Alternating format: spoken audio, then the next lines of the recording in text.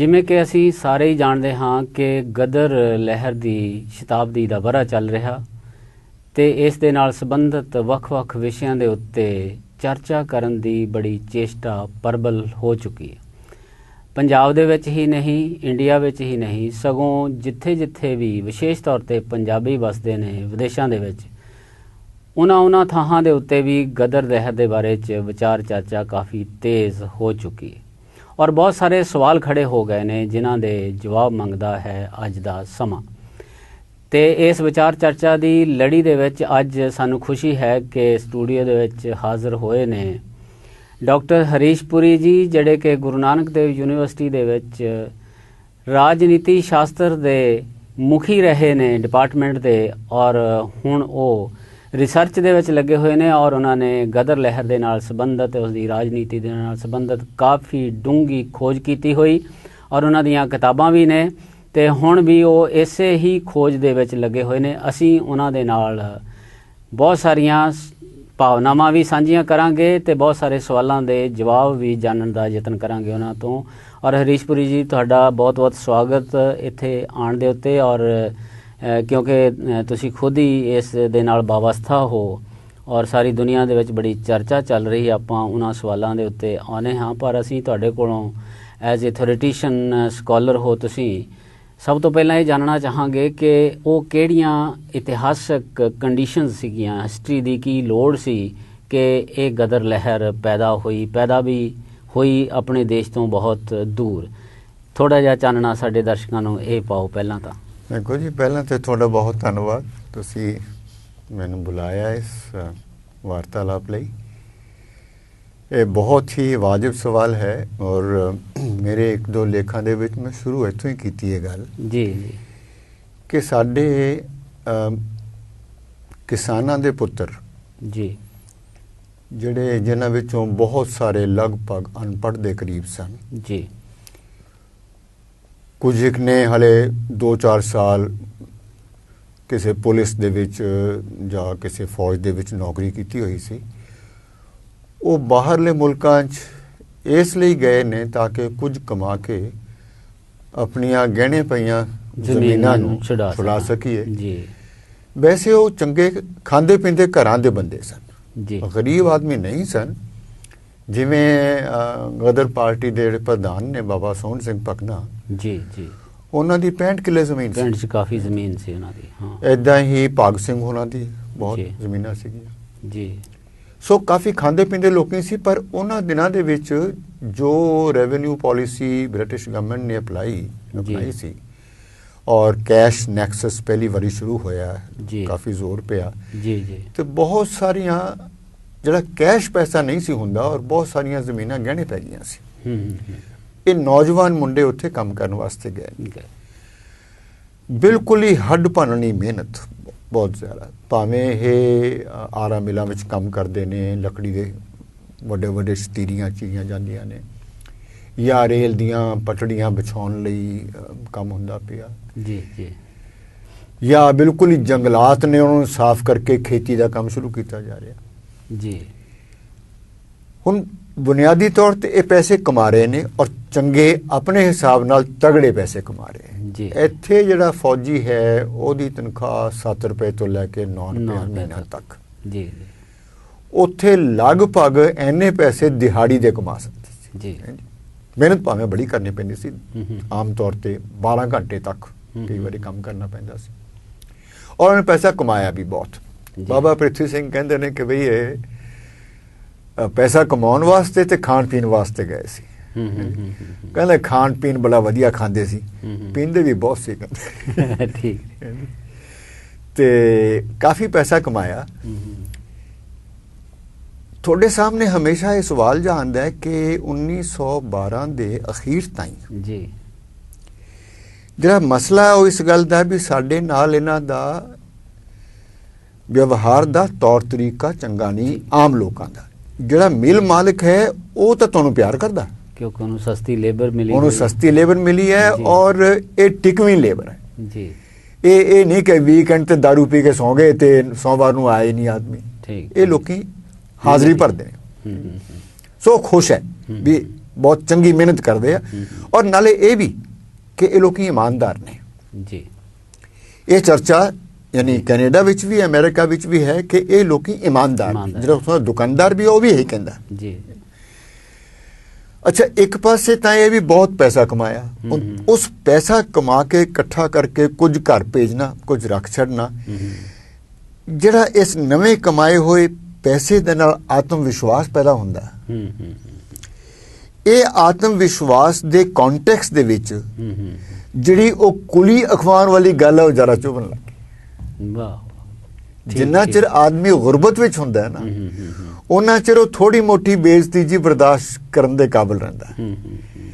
जदों थोड़े पैसे भी कमा ले, बहुत वधिया गुरुद्वारे बना ले कैनेडा विच, ते तुसीं पहला वैनकूवर बनिया, फिर विक्टोरिया बनिया, फिर एक ब्रैडफोर्ड जगह सी उत्थे जाके बनाया, और यानी एहसास थानू हो रहा है कि असीं कामयाब हैं। और शुरू दे विच ठीक है, इन्हां दे उत्ते कुछ हमले होए ਜਿਹੜੇ ਉੱਥੋਂ ਦੇ ਲੁੰਪਨ ਜਿਹਾ ਐਲੀਮੈਂਟ ਹੈ, ਇਹਨਾਂ ਕੋਈ ਗੋਰੇ ਮਜ਼ਦੂਰਾਂ ਵੱਲੋਂ ਝਗੜੇ ਨਹੀਂ ਸੀ ਹੋਏ। ਐਕਚੁਅਲੀ ਜੋ ਉੱਥੋਂ ਦਾ ਲੁੰਪਨ ਜਿਹਾ ਐਲੀਮੈਂਟ ਹੈ ਸ਼ਰਾਰਤੀ, ਉਹ ਆਦਮੀ ਤੁਹਾਡੇ ਉੱਤੇ ਹਮਲੇ ਕਰਦੇ ਆ। ਔਰ ਇੱਕ ਜਗ੍ਹਾ ਤੇ ਸੇਂਟ ਜੌਨ ਦੇ ਵਿੱਚ ਤਾਂ ਫਿਰ ਬਹੁਤ ਮਾੜਾ ਹਾਲ ਕੀਤਾ, 38 ਆਦਮੀ ਸੀਗਾ ਉੱਥੇ, ਸਾਰਿਆਂ ਦਾ ਮਾਲ ਲੁੱਟ ਲਿਆ ਉਹਨਾਂ ਨੇ। ਗਿਣਵੀਆਂ ਕੁਝ ਐਗਜ਼ਾਮਪਲਸ ਨੇ, ਉਹਨਾਂ ਦਾ ਮੁਕਾਬਲਾ ਵੀ ਕੀਤਾ ਔਰ ਉਹਨਾਂ ਨੂੰ ਭਜਾ ਦਿੱਤਾ ਉਹਨਾਂ ਨੇ। ਐਕਚੁਅਲੀ ਗੱਲ ਇਹ ਕਿ ਵੀ ਉਹਨਾਂ ਦਾ ਮੁਕਾਬਲਾ ਕੀਤਾ, ਆਪ ਹਥਿਆਰ ਰੱਖ ਲਏ, ਉਹਨਾਂ ਨੂੰ ਨਠਾਇਆ, ਔਰ ਮੁੜ ਕੇ ਉਹਨਾਂ ਦੀ ਹਿੰਮਤ ਨਹੀਂ ਪਈ। तो इस तरह के माहौल दे विच मेजर कंसर्न ते कैनेडा विच ये सीगा भी कैनेडा ने इन्हां दा मुड़ के आन दे उत्ते पाबंदियां लगातियां जी। अमरीका दे विच हले उस तरह की गल नहीं सी। ये ठीक है भी रिजैक्ट ते लोकी होंदे सन, पर हले कोई ऑफिशियली पाबंदी नहीं सी लगाई गई। थोड़े सामने सवाल ये है कि जिहड़े लोकी चंगा पैसा कमा रहे ने, पैसा कमा के घर भेज रहे ने, इसलिए इत्थे आए ने, और नीयत भी ये है भी पैसा काफ़ी सारा कमा के अपने घर ही जाना। पर विचों के इहो जे सन जिन्हां दी नीयत ऐसी यार इत्थे वस जाइए, सारा परिवार भी इत्थे आ जाए, ज़मीनां खुलियां ने, मौजां करांगे। और इस करके ये बड़ा लगता सी बड़ी बेइज्जती है कि जी कैनेडा की सरकार ने साडा आना बंद करता। और खास करके भाग सिंह होनी ते बलवंत सिंह खुर्दपुर उन्होंने अपने बच्चे वाइफ और बच्चे आए ते उन्हें वापस करते, नहीं उतरन दिते। 3 बारी ऐदा होया। हुण ये जिहड़ी बेइज्जती है उहदे विच तुहानूं लगदा भी एक ते नीयत ये है भी भाई साडे लई राह खोलो, असीं इत्थे आके वसना, असीं अपने परिवार नूं भी लैके आना जी जी जी। ते फिर की हो गया कि 13 ਦੇ ਵਿੱਚ ਅਪ੍ਰੈਲ ਮਈ ਦੇ ਵਿੱਚ ਤੁਸੀਂ ਗਦਰ ਪਾਰਟੀ ਬਣਾ ਲਈ, ਔਰ ਨਾਲੇ ਬੀੜਾ ਇਹ ਚੁੱਕਿਆ ਵੀ ਅਸੀਂ ਤੇ ਮੁਲਕ ਨੂੰ ਆਜ਼ਾਦ ਕਰਵਾਉਣਾ ਜੀ ਜੀ। ਇੱਥੇ ਰਹਿਣ ਦਾ ਸਵਾਲ ਨਹੀਂ ਪਹਿਲਾਂ ਹੁੰਦਾ, ਤਿਆਰੀਆਂ ਕਰ ਲਓ, ਆਪਣੇ ਮੁਲਕ ਨੂੰ ਜਾਣਾ। ਹੁਣ ਤੁਹਾਡੇ ਸਾਹਮਣੇ ਸਵਾਲ ਇਹ ਵੀ after how do you explain this ਯਾਰ। ਡਾਕਟਰ ਸਾਹਿਬ ਕੁਝ ਦੋ ਇਸ ਸਟੇਜ ਤੱਕ ਜਿੱਥੇ ਹੁਣ ਆਪਾਂ ਆ ਗਏ ਗੱਲ ਕਰਦੇ ਕਰਦੇ, 2 ਪੁਆਇੰਟ ਇਸ ਤਰ੍ਹਾਂ ਦੇ ਨਜ਼ਰ ਆਉਂਦੇ ਵੀ ਇੱਕ ਤੇ ਉੱਥੋਂ ਦਾ ਮਾਮਲਾ ਸੀ ਕਿ ਪਰਿਵਾਰਾਂ ਨੂੰ ਆਣ ਨਹੀਂ ਦਿੱਤਾ ਜਾ ਰਿਹਾ, ਇੱਜ਼ਤ ਕਮਾਂਡ ਕਰਨਾ ਚਾਹੁੰਦੇ ਕਿਉਂਕਿ ਪੈਸਾ ਕਮਾ ਲਿਆ, ਵਿਤਕਰੇ ਦੀ ਭਾਵਨਾ ਉੱਥੇ ਨਜ਼ਰ ਆ ਰਹੀ। ਪਰ ਇੱਕ ਜੋ ਉਹਨਾਂ ਦੀਆਂ ਲਿਖਤਾਂ ਦੇ ਵਿੱਚੋਂ ਸਾਨੂੰ ਉਪਲਬਧ ਹੁੰਦਾ ਕਿ ਜਿਨ੍ਹਾਂ ਨੇ ਉੱਥੇ ਕਾਫੀ ਜ਼ਮੀਨਾਂ ਬਣਾ ਲਈਆਂ ਸੀ, ਖੇਤੀ ਐਸਟੈਬਲਿਸ਼ ਕਰ ਲਈ, ਆਪਣਾ ਪ੍ਰਾਪਰਟੀ ਬਣਾ ਲਈ, ਉਹ ਜਦੋਂ ਵਾਪਸ ਆਏ ਇੰਡੀਆ ਤਾਂ ਵਾਪਸ ਦੁਬਾਰਾ ਕੈਨੇਡਾ ਦੇ ਵਿੱਚ ਉਹਨਾਂ ਦੀ ਐਂਟਰੀ ਜਦੋਂ ਬੈਨ ਹੋਈ ਤਾਂ ਫਿਰ ਜ਼ਿਆਦਾ ਮਿਲੀਟੈਂਟ ਜਿਹੜੇ ਨਾ ਭਾਵਨਾਵਾਂ ਪੈਦਾ ਹੋਈਆਂ ਕਿ ਅਸੀਂ ਉੱਧਰ ਜ਼ਿਆਦਾ ਸਾਡੀ ਉੱਧਰ ਹੁਣ ਸਾਨੂੰ ਜਾਣ ਨਹੀਂ ਦਿੱਤਾ ਜਾਂਦਾ। ਇੱਕ ਤਾਂ ਨਵਿਆਂ ਦਾ ਜਾਣਾ ਕਿ ਪਰਿਵਾਰ ਨਹੀਂ ਜਾਣ ਦੇ ਰਹੇ, ਹੋਰਾਂ ਨੂੰ ਨਹੀਂ ਜਾਣ ਦੇ ਰਹੇ। ਇੱਕ ਜਿਹੜੇ ਉੱਥੇ ਪ੍ਰਾਪਰਟੀ ਬਣਾ ਚੁੱਕੇ ਸੀਗੇ ਉਹਨਾਂ ਨੂੰ ਰੋਕ ਦਿੱਤਾ ਕਿ ਹੁਣ ਤੁਸੀਂ ਇੱਧਰ ਨਹੀਂ ਆ ਸਕਦੇ। ਇਹਦਾ ਵੀ ਬੜਾ ਵੱਡਾ ਰੋਲ ਸੀ। ਤੁਸੀਂ ਕੀ ਚਾਹੁੰਦੇ? ਨਹੀਂ, ਇਹ ਦੇਖੋ ਕੈਨੇਡਾ ਵਿੱਚ ਤੇ ਹੈ ਡੈਫੀਨਿਟਲੀ, ਔਰ ਉੱਥੇ ਵੀ ਐਕਚੁਅਲੀ ਜ਼ਿਆਦਾ ਰੈਸਟ੍ਰਿਕਸ਼ਨ ਤੇ ਇਸ ਗੱਲ ਤੇ ਹੈ ਕਿ ਜਿਹੜਾ ਨਵਾਂ ਆਦਮੀ ਆ ਰਿਹਾ, ਜਿਵੇਂ ਬਲਵੰਤ ਸਿੰਘ ਹੋਣੀ ਹਿੰਦੁਸਤਾਨ ਆਏ ਨੇ, ਚੱਕਰ ਲਗਾ ਕੇ ਗਏ ਨੇ, ਵਾਇਸਰਾਏ ਨੂੰ ਮਿਲੇ ਨੇ, ਓਡਵਾਇਰ ਜਿਹੜਾ ਸਾਡਾ ਸੀਗਾ ਲੈਫਟੀਨੈਂਟ ਗਵਰਨਰ ਉਹਨੂੰ ਮਿਲ ਕੇ ਗਏ ਨੇ। ਇਹ ਪਹਿਲਾਂ ਇੰਗਲੈਂਡ ਗਏ ਨੇ, ਫਿਰ ਹਿੰਦੁਸਤਾਨ ਆਏ ਨੇ, ਔਰ ਫਿਰ ਵਾਪਸ ਗਏ ਨੇ। ਨੰਦ ਸਿੰਘ ਸੇਹਰਾ ਇਹਨਾਂ ਦੇ ਨਾਲ ਸੀਗਾ। ਸੋ ਇਹੋ ਜਿਹੇ ਕੇਸ ਤੇ ਹੈਗੇ ਨੇ ਜਿੱਥੇ ਜਿਹਨਾਂ ਨੂੰ ਇਨਕਾਰ ਨਹੀਂ ਕੀਤਾ, ਪਰ ਜਿਹੜਾ ਪਹਿਲੀ ਵਾਰੀ ਜਾ ਰਿਹਾ ਖਾਸ ਕਰਕੇ ਟਾਪੂਆਂ ਤੋਂ ਜੀ। ਐਕਚੁਅਲੀ ਜਿਹੜੀ ਬਾਬਾ ਸੋਹਣ ਸਿੰਘ ਗੱਲ ਕਰਦੇ ਨੇ ਉਹ ਬੜੀ ਪਤੇ ਦੀ ਗੱਲ ਹੈ। ਉਹ ਕਹਿੰਦੇ ਵੀ ਸਾਡੇ ਹਾਂਗਕਾਂਗ, ਸ਼ੰਘਾਈ, ਮੈਨੀਲਾ, ਪੀਨਾਂਗ, ਇਹ ਜਿਹੜੇ ਬੰਦਰਗਾਹਾਂ ਵਾਲੇ ਸ਼ਹਿਰ ਨੇ ਉੱਥੇ ਸਾਡੇ ਬੰਦੇ ਇੱਥੋਂ ਗਏ ਨੇ ਜਿਨ੍ਹਾਂ ਨੇ ਜਾਣਾ ਅਮਰੀਕਾ ਹੈ, ਪਰ ਕਿਉਂਕਿ ਅਮਰੀਕਾ ਜਾਣ ਦੀ ਖੁੱਲ੍ਹ ਹੈ ਨਹੀਂ, ਜਾਂ ਇੰਨੇ ਪੈਸੇ ਨਹੀਂ ਜੁੜੇ, ਜਾਂ ਕੋਈ ਹੋਰ ਔਕੜ ਆ ਗਈ। ਜਿਹੜੇ ਕੈਨੇਡਾ ਜਾਣਾ ਚਾਹੁੰਦੇ ਨੇ ਉੱਥੇ ਉਹ ਜਾਣ ਦੀ ਖੁੱਲ੍ਹ ਨਹੀਂ ਹੈ, ਉਹ ਲੋਕੀ ਇੱਥੇ ਜ਼ਿਆਦਾ ਵਸੇ ਹੋਏ ਨੇ ਇਸ ਉਡੀਕ ਦੇ ਵਿੱਚ ਕਿ ਅਸੀਂ ਅਲਟੀਮੇਟਲੀ ਅਮਰੀਕਾ ਜਾਣਾ। ਹੁਣ ਇਹ ਜਿਹੜਾ ਸਾਰਾ ਇਲਾਕਾ ਹੈ, ਜੇ ਅਸੀਂ ਨਕਸ਼ਾ ਦੇਖੀਏ ਤਾਂ ਇਹ ਸਾਰੇ ਇਲਾਕੇ ਦੇ ਵਿੱਚ ਜਿਹੜਾ ਜਿਹਨੂੰ ਫਾਰ ਈਸਟ ਕਹਿ ਲੈਂਦੇ ਹਾਂ ਔਰ ਈਸਟ ਕਹਿ ਲੈਂਦੇ ਹਾਂ, ਇਸ ਇਲਾਕੇ ਦੇ ਵਿੱਚ ਬਹੁਤ ਵੱਡੀ ਗਿਣਤੀ ਹੈ ਉਹਨਾਂ ਲੋਕਾਂ ਦੀ ਜਿਹੜੇ ਉੱਥੇ ਕੰਮਕਾਰ ਤੇ ਕਰਦੇ ਪਏ ਨੇ, ਪਰ ਨੀਅਤ ਇਹ ਹੈ ਵੀ ਅਸੀਂ ਅਲਟੀਮੇਟਲੀ ਅਮਰੀਕਾ ਜਾਣਾ ਹੈ। ਔਰ ਨਾਲੇ ਇਸ ਗੱਲ ਤੇ ਦੁਖੀ ਨੇ ਵੀ ਅਮਰੀਕਾ ਸਾਡਾ ਰਸਤਾ ਬੰਦ ਹੋ ਗਿਆ, ਘਰੋਂ ਅਸੀਂ ਤੁਰ ਪਏ ਹਾਂ, ਘਰੋਂ ਤੁਰੇ ਹਾਂ ਅਮਰੀਕਾ ਜਾਣ ਲਈ, ਉੱਥੇ ਜਾਣ ਦਾ ਰਾਹ ਬੰਦ ਹੋ ਗਿਆ, ਰਾਹ 'ਚ ਅਸੀਂ ਅੜਕੇ ਹੋਏ ਹਾਂ। ਇੱਥੇ ਕੰਮ ਤੇ ਮਿਲਦਾ ਪਰ ਉਹੋ ਜਿਹਾ ਕੰਮ ਨਹੀਂ ਮਿਲਦਾ, ਇੱਜ਼ਤ ਹੈ ਨਹੀਂ। ਟਾਪੂਆਂ ਦੇ ਵਿੱਚ ਐਕਚੁਅਲੀ ਲੋਕਾਂ ਦੀ ਹਾਲਤ ਜ਼ਿਆਦਾ ਮਾੜੀ ਸੀ ਜੀ, ਅਮਰੀਕਾ ਨਾਲੋਂ ਵੀ ਜ਼ਿਆਦਾ ਮਾੜੀ ਸੀ ਜੀ, ਕਿਉਂਕਿ ਤੁਹਾਡੇ ਇੱਕ ਬੰਨ ਲੱਗੇਗਾ, ਤੁਸੀਂ ਉਧਰ ਨਹੀਂ ਜਾ ਸਕਦੇ, ਨਾ ਅਸੀਂ ਮੁੜ ਸਕਦੇ ਹਾਂ ਪਿੰਡ ਨੂੰ ਆਪਣੇ, ਨਾ ਅੱਗੇ ਜਾਣ ਦਿੰਦੇ ਆ, ਇੱਥੇ ਕਮਾਈ ਹੈ ਕੋਈ ਨਹੀਂ ਤੇ ਠੋਕਰਾਂ ਵੀ ਖਾਂਦੇ ਆ।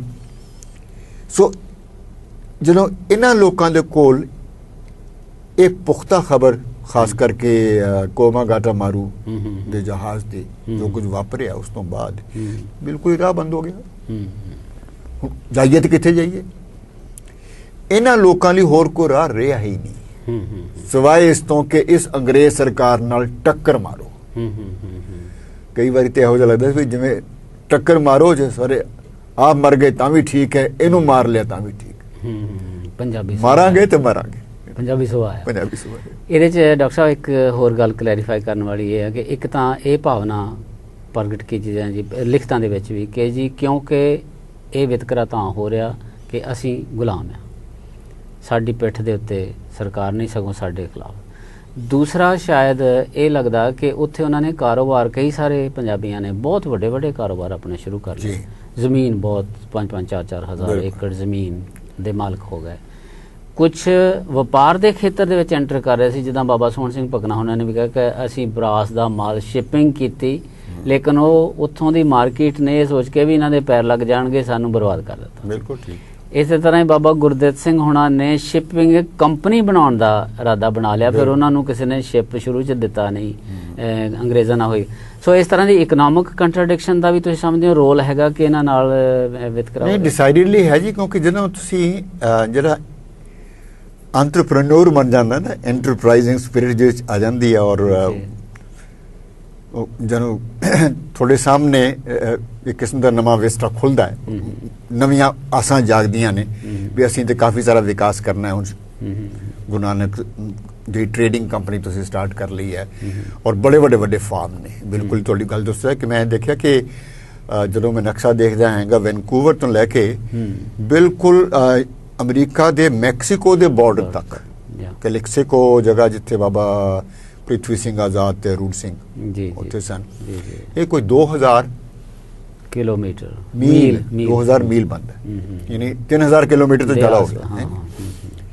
ਇਹ ਫੈਲੇ ਹੋਏ ਨੇ ਲੋਕ ਹਿੰਦੁਸਤਾਨੀ ਬਹੁਤ, ਔਰ ਇਹ ਜਿਹੜੀ ਤਰੱਕੀ ਦਾ ਅਹਿਸਾਸ ਹੁੰਦਾ ਨਾ ਵੀ ਸਾਡੇ 'ਚ ਉਹ ਗੁਣ ਹੈ, ਸਾਨੂੰ ਉੱਥੇ ਤਾਂ ਖੁੱਲਣ ਪਸਰਨ ਦਾ ਮੌਕਾ ਹੀ ਨਹੀਂ ਸੀ ਮਿਲਿਆ ਹਿੰਦੁਸਤਾਨ 'ਚ, ਹੁਣ ਇੱਥੇ ਖੁੱਲ ਮਿਲੀ ਹੈ। ਉਹ ਇੱਕ ਇਕਬਾਲ ਦਾ ਸ਼ੇਰ ਵੀ ਹੈ ਨਾ ਕਿ खुलते हैं गुलामों पर इसरार शहनशाही, जब इश्क सिखाता है आदाब खुद आगाही, जो तुसी अपनी वर्थ दी पहचान कर लेने हो तो खुलते हैं गुलामों पर इसरार शहनशाही। ये जड़ा इसरार है खुलेपन दे एक पासे तो आए, दूजे पासे तुहानू ये एहसास हो रहा है भी भाई ये मुल्क आज़ाद लोगों का मुल्क है जी। ਇਹ ਲੋਕਾਂ ਦੀ ਚਾਲ ਤੇ ਦੇਖੋ, ਉਹ 'ਚ ਕਿੰਨਾ ਆਤਮ ਵਿਸ਼ਵਾਸ ਹੈ, ਕਿੰਨਾ ਇਸ ਗੱਲ ਦਾ ਫਖਰ ਹੈ ਕਿ ਅਸੀਂ ਆਜ਼ਾਦ ਹਾਂ, ਔਰ ਕਿੰਨਾ ਇਸ ਗੱਲ ਦਾ ਫਖਰ ਹੈ ਕਿ ਅਸੀਂ ਜਨਾਬ ਲੜਾਈ ਕਰਕੇ ਇੰਗਲੈਂਡ ਦੇ ਖਿਲਾਫ ਉਹਨਾਂ ਦੇ ਜੂਲੇ ਤੋਂ ਆਜ਼ਾਦੀ ਲਿੱਤੀ ਸੀ, ਇੱਕ ਵਾਰ ਆਫ ਇੰਡੀਪੈਂਡੈਂਸ ਲੜੀ ਸੀ ਤੇ ਅਸੀਂ ਆਪਣੀ ਕਿਸਮਤ ਦੇ ਆਪ ਮਾਲਕ ਹਾਂ, ਤੁਹਾਡੇ ਵਾਂਗ ਨਹੀਂ ਹੈ। ਹਿੰਦੁਸਤਾਨੀਆਂ ਨੂੰ ਜਦੋਂ ਇਹ ਅਹਿਸਾਸ ਹੋਇਆ ਕਿ ਜਿਹੜਾ ਸਾਡੇ ਨਾਲ ਵਿਤਕਰਾ ਹੈ ਜਿਹੜਾ ਸਾਡਾ ਰਾਹ ਵੀ ਬੰਦ ਕੀਤਾ ਜਾ ਰਿਹਾ ਹੈ, ਜਾਂ ਸਾਡੇ ਨਾਲ ਇੱਥੇ ਵਿਤਕਰਾ ਹੈ, ਜਾਂ ਸਾਨੂੰ ਇਹ ਕੁਲੀ ਕਹਿੰਦੇ ਨੇ, ਜਾਂ ਸਾਨੂੰ ਮਜ਼ਦੂਰੀ ਕਰਨੀ ਪੈਂਦੀ ਹੈ। ਕਿਸਾਨਾਂ ਦੇ ਪੁੱਤਰ ਆ, ਜ਼ਮੀਂਦਾਰਾਂ ਦੇ ਪੁੱਤਰ ਆ ਅਸੀਂ, ਇੱਥੇ ਸਾਨੂੰ ਮਜ਼ਦੂਰੀਆਂ ਕਰਨੀਆਂ ਪੈਂਦੀਆਂ। ਇਹ ਕਿਉਂ ਕਰਨੀਆਂ ਪਈਆਂ? ਕਿਉਂਕਿ ਹੁਣ ਸਾਨੂੰ ਸਮਝ ਆ ਗਈ ਹੈ ਕਿ ਸਾਡਾ ਮਾਲ ਤੇ ਲੁੱਟ ਕੇ ਲੈ ਗਏ ਅੰਗਰੇਜ਼, ਤੇ ਆਪਣੇ ਘਰ ਦੇ ਵਿੱਚ ਸਾਡੇ ਭੰਗ ਪੁੱਜਦੀ ਹੈ, ਉੱਥੇ ਅਕਾਲ ਪੈ ਰਹੇ ਨੇ। ਤੇ ਕਿਉਂਕਿ ਵਾਸਤਾ ਪੈ ਗਿਆ ਉਹਨਾਂ ਵਿਦਿਆਰਥੀਆਂ ਜਾਂ ਇਨਕਲਾਬੀ ਲੋਕਾਂ ਨਾਲ ਜਿਹੜੇ ਹਿੰਦੁਸਤਾਨ ਤੋਂ ਉੱਥੇ ਪਹੁੰਚੇ ਹੋਏ ਸੀ। ਸੋ ਦੋ ਗੱਲਾਂ ਦਾ ਜਿਹੜਾ ਸੁਮੇਲ ਹੈ, ਯਾਨੀ ਇੱਕ ਪਾਸੇ ਤੇ ਇਹਨਾਂ ਦੀਆਂ ਉਹ ਤਕਲੀਫਾਂ, ਦੂਜੇ ਪਾਸੇ ਇਨਕਲਾਬੀ ਤੇ ਵਿਦਿਆਰਥੀ ਹਿੰਦੁਸਤਾਨੀ, ਉਹ ਵਿਦਿਆਰਥੀ ਜਿਨ੍ਹਾਂ ਨੂੰ ਆਪਣੀ ਪੜ੍ਹਾਈ ਪੂਰੀ ਕਰਨ ਲਈ ਗਰਮੀਆਂ ਦੇ ਵਿੱਚ, ਛੁੱਟੀਆਂ ਦੇ ਵਿੱਚ ਖੇਤਾਂ ਵਿੱਚ ਹੀ ਆ ਕੇ ਕੰਮ ਕਰਨਾ ਪੈਂਦਾ ਜੀ, ਇਹਨਾਂ ਨਾਲ ਹੀ ਕੰਮ ਕਰਦੇ ਆ ਜੀ। ਉਹਨਾਂ ਨੇ ਇਹਨਾਂ ਦੀ ਪੜ੍ਹਾਈ ਦੇ ਸਕੂਲ ਵੀ ਖੋਲੇ ਜੀ। ਜਿਹੜੀ ਇਹਨਾਂ ਦੇ ਮਨ ਦੀ ਸਮੱਸਿਆ ਹੈਗੀ ਆ, ਉਹਨੂੰ ਉਹ ਐਕਸਪਲੇਨ ਕਰਦੇ ਨੇ ਕਿ ਅਸਲ ਵਿੱਚ ਕਾਰਨ ਕੀ ਹੈ। ਹੁਣ ਜਿਹੜਾ ਵਾਰਤਾਲਾਪ ਹੈ, ਮੇਲ ਹੁੰਦਾ, ਉਸ ਮੇਲ ਰਾਹੀਂ ਅੱਖਾਂ ਖੁੱਲ ਰਹੀਆਂ ਵੀ ਭਾਈ ਸਾਡੀ ਹਾਲਤ ਏਦਾਂ ਕਿਉਂ ਹੈ। ਉਹ ਇਸ ਲਈ ਹੈ ਕਿ ਅਸੀਂ ਤੇ ਗੁਲਾਮ ਹੈ। ਇਹਨਾਂ ਤੋਂ ਪਹਿਲਾਂ ਖਿਆਲ ਹੀ ਨਹੀਂ ਸੀ। ਸੋ ਇਦਾਂ ਪੋਲੀਟੀਕਲ ਕੌਨਸ਼ੀਅਸਨੈਸ ਜਿਹੜੀ ਪੈਦਾ ਹੋਈ, ਜਿਹੜੀ ਚੇਤਨਾ ਪੈਦਾ, ਉਹਦੇ ਤੁਸੀਂ ਆ 3 4 5 ਕਾਰਨ ਜਿਹੜੇ ਨਾ ਐਕਸਪਲੇਨ ਕੀਤੇ ਜੀ। ਪਰ ਉਦੋਂ ਇਹਨਾਂ ਨੇ ਫਿਰ ਡਿਸਾਈਡ ਇਹ ਕੀਤਾ ਕਿ ਇੱਥੇ ਹੀ ਸਟਰਗਲ ਜਾਰੀ ਰੱਖਣ ਦੀ ਬਜਾਏ ਅਸੀਂ ਆਪਣੇ ਦੇਸ਼ ਨੂੰ ਜਾਈਏ, ਆਜ਼ਾਦ ਕਰਾਈਏ ਜਾ ਕੇ। ਉਹਦੇ ਪਿੱਛੇ ਇਹੀ ਭਾਵਨਾ ਸੀ ਕਿ ਜਿੰਨਾ ਚਿਰ, ਕਿਉਂਕਿ ਅਸੀਂ ਦੇਖ ਲਿਆ ਕਿ ਆਜ਼ਾਦੀ ਦਾ ਕੀ ਮਹਿਨਾ ਹੈ ਅਮਰੀਕਾ ਦੇ ਵਿੱਚ, ਜਾਂ ਉਹ ਸਾਨੂੰ ਕਹਿੰਦੇ ਆ ਕਿ ਜੀ ਤੁਸੀਂ ਗੁਲਾਮ ਹੋ, ਕਿੰਨੇ ਲੋਕ ਤੁਹਾਡੇ ਤੇ ਰਾਜ ਕਰਦੇ, ਇੰਨੇ ਵੱਡੇ ਤੁਸੀਂ ਲੋਕ ਆ। ਜਿਹੜੀ ਇਸ ਤਰ੍ਹਾਂ ਦੀ ਤਰਕ ਦਿੱਤੀ ਉਹਨਾਂ ਨੇ, ਪਰ ਲੇਕਿਨ ਫੈਸਲਾ ਇਹਨਾਂ ਨੇ ਇਹ ਕੀਤਾ ਕਿ ਪੋਲੀਟੀਕਲ ਬੈਟਲ ਲੜੀ ਜਾਏ ਇਕਨੋਮਿਕ ਬੈਟਲ ਤੋਂ ਬਾਅਦ। ਫਿਰ ਉਹਨਾਂ ਨੇ ਜਦੋਂ ਪਾਰਟੀ ਬਣਾਉਣ ਦਾ ਯਤਨ ਕੀਤਾ, ਉਹ ਇਹ ਦੱਸੋ ਕਿ ਕਿਹੜੇ ਉਹ ਲੋਕ ਸਨ ਜਿਹੜੇ ਉਹਨਾਂ ਦੇ ਅੱਗੇ ਲੱਗੇ। ਆਮ ਸਧਾਰਨ ਲੇਬਰ ਦਾ ਤਾਂ ਕੋਈ ਮਤਲਬ ਮੁਸ਼ਕਲ ਹੁੰਦਾ ਹੈ ਕਿ ਪਾਰਟੀ ਨੂੰ ਗਠਿਤ ਕਰਨ ਦੇ ਵਿੱਚ ਕਿਹੜੇ ਲੋਕ ਸਨ ਜਿਨ੍ਹਾਂ ਨੇ ਅਗੂ ਰੋਲ ਅਦਾ ਕੀਤਾ? ਦੇਖੋ, ਇਹਨਾਂ ਵਿੱਚ ਜਿਹੜੇ ਸਿਰ ਕੱਢਵੇਂ ਆਦਮੀ ਨੇ, ਇੱਕ ਤਾਂ ਨੰਬਰ 1 ਹੈ ਵੀ ਇਹ ਯਾਦ ਰੱਖੀਏ ਕਿ ਜਿਹੜੀ ਓਰੇਗਨ ਸਟੇਟ ਹੈ, ਵਾਸ਼ਿੰਗਟਨ ਤੇ ਓਰੇਗਨ, ਜਿਹੜੀ ਬਿਲਕੁਲ ਹੀ ਕੈਨੇਡਾ ਦੇ ਬਾਰਡਰ ਨਾਲ ਲੱਗਦੀ ਹੈ, ਉੱਥੇ ਇਹਨਾਂ ਦੀ ਜਿਹੜੀ ਕੰਸੈਂਟਰੇਸ਼ਨ ਹੈ ਬਹੁਤ ਜ਼ਿਆਦਾ ਨਹੀਂ ਹੈ। ਪਰ ਇੱਥੇ ਇੱਕੋ ਹੀ ਥਾਂ ਤੇ ਇਕੱਠੇ ਰਹਿਣ ਵਾਲਿਆਂ ਦੀ ਗਿਣਤੀ ਰਿਲੇਟਿਵਲੀ ਜ਼ਿਆਦਾ ਹੈ। ਦੂਜੀ ਜਗ੍ਹਾ ਕਿ 10 ਇੱਥੇ ਕੰਮ ਕਰਦੇ ਪਏ ਨੇ, 20 ਉੱਥੇ ਕੰਮ ਕਰਦੇ ਨੇ, 25 ਉੱਥੇ। ਇੱਥੇ ਕਈ ਵਾਰੀ ਇੱਕ ਮਿਲ ਦੇ ਵਿੱਚ 100-150 ਆਦਮੀ ਇਕੱਠਾ ਕੰਮ ਕਰ ਰਹੇ ਜੀ ਜੀ। ਲਗਭਗ ਜਿਹੜੀ ਉਹਨਾਂ ਦੇ ਬੰਕ ਹਾਊਸਿਸ ਨੇ ਉਹ ਨਜ਼ਦੀਕ ਨੇ। ਤੇ ਉਸ ਮਾਹੌਲ ਦੇ ਵਿੱਚ ਜਿਹੜੇ ਆਦਮੀ ਸਿਆਣੇ ਔਰ ਉਸ ਕੰਟੈਕਟ ਨਾਲ, ਕਿਉਂਕਿ ਸਿਆਟਲ ਐਕਚੁਅਲੀ ਅੱਡਾ ਹੈ, ਤਾਰਕ ਨਾਥ ਦਾਸ ਉੱਥੇ ਹੈ, ਗੁਰਦੱਤ ਕੁਮਾਰ ਉੱਥੇ ਹੈ, ਹਰਨਾਮ ਸਿੰਘ ਸਾਰੀ ਉੱਥੇ ਹੈ, ਔਰ ਇਹ ਲੋਕੀ ਕੈਨੇਡਾ 'ਚ ਵੀ ਜਾਂਦੇ ਨੇ। ਇਹ ਜਿਹੜੇ ਹਰਨਾਮ ਸਿੰਘ ਸਾਰੀ, ਗੁਰਦੱਤ ਕੁਮਾਰ, ਇਹ ਲਗਭਗ ਪੰਜਾਬੀ ਨੇ ਜੀ, ਨੈਸ਼ਨਲਿਸਟ ਨੇ, ਔਰ ਇਹਨਾਂ ਦੇ ਇਨਕਲਾਬੀ ਖਿਆਲਾਂ ਦੇ ਨਾਲ ਭਰਪੂਰ ਨੇ।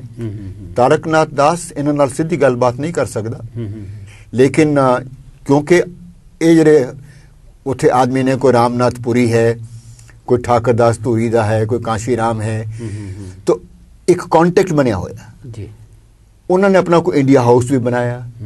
ਤਾਰਕ ਨਾਥ ਦਾਸ ਨੇ ਇੱਕ ਅਖਬਾਰ ਵੀ ਚਾਲੂ ਕੀਤਾ ਹੈ। ਅਖਬਾਰ ਭਾਵੇਂ ਉਹ ਅੰਗਰੇਜ਼ੀ ਵਿੱਚ ਹੈ, ਲੇਕਿਨ ਜਿਹੜੇ ਉਹਦੇ ਵਿੱਚ ਵਿਚਾਰ ਨੇ ਉਹ ਇਹਨਾਂ ਸਾਰੇ ਜਿਹੜੇ ਵਿਦਿਆਰਥੀ ਪੜ੍ਹਦੇ ਨੇ, ਇੱਕ ਸਟੇਜ ਦੇ ਉੱਤੇ ਵਾਸ਼ਿੰਗਟਨ ਯੂਨੀਵਰਸਿਟੀ 'ਚ 22 ਮੁੰਡੇ ਪੜ੍ਹਦੇ ਆ ਹਿੰਦੁਸਤਾਨੀ ਨੌਜਵਾਨ। ਹੁਣ ਉਹਨਾਂ ਦੇ ਜੋ ਵਿਚਾਰ ਬਣਦੇ ਆ ਉਹ ਇਹਨਾਂ ਨਾਲ ਸਾਂਝੇ ਹੁੰਦੇ ਨੇ।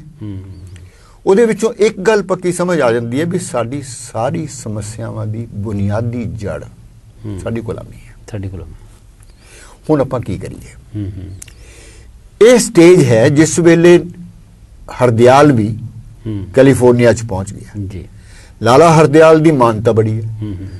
ਉਹਦੇ ਜਿਹੜੇ ਹਿੰਦੁਸਤਾਨੀ ਲੋਕੀ ਨੇ, ਨੌਜਵਾਨ ਵਿਦਿਆਰਥੀ, ਉਹ ਉਹਦੇ ਆਉਣ ਤੋਂ ਪਹਿਲਾਂ ਹੀ ਹਰਦਿਆਲ ਦਾ ਚਰਚਾ ਕਰਦੇ ਪਏ ਨੇ ਵੀ ਉਹ ਤਿਆਗੀ ਬਹੁਤ ਹੈ, ਉਹ ਪੁੰਜੇ ਜ਼ਮੀਨ ਤੇ ਸੌਂਦਾ, ਉਹ ਘੱਟ ਤੋਂ ਘੱਟ ਖਰਚ ਕਰਦਾ ਹੈ, ਉਹ ਤੇ ਲਾਇਕ ਹੀ ਬਹੁਤ ਹੈ, ਉਹਦੀ ਤੇ ਯਾਦਦਾਸ਼ਤ ਹੀ ਕਮਾਲ ਦੀ ਹੈ, ਉਹਨੇ ਤੇ ਇੰਗਲੈਂਡ ਦੀ ਸਰਕਾਰ ਦਾ ਮਿਲਿਆ ਹੋਇਆ ਵਜ਼ੀਫਾ ਠੁਕਰਾਤਾ ਜੀ, ਉਹ ਤੇ ਇਨਕਲਾਬੀ ਹੈ ਤੇ ਅੰਗਰੇਜ਼ ਸਰਕਾਰ ਦੇ ਪਿੱਛੇ ਪਈ ਹੈ ਜੀ। ਉਹ ਕਿਤੇ ਵੰਦੇ ਮਾਤਰਮ ਦਾ ਐਡੀਟਰ ਵੀ ਹੁੰਦਾ ਸੀ, ਹੁਣ ਉਹ ਸਟੈਨਫੋਰਡ ਯੂਨੀਵਰਸਿਟੀ 'ਚ ਪ੍ਰੋਫੈਸਰ ਲੱਗਾ।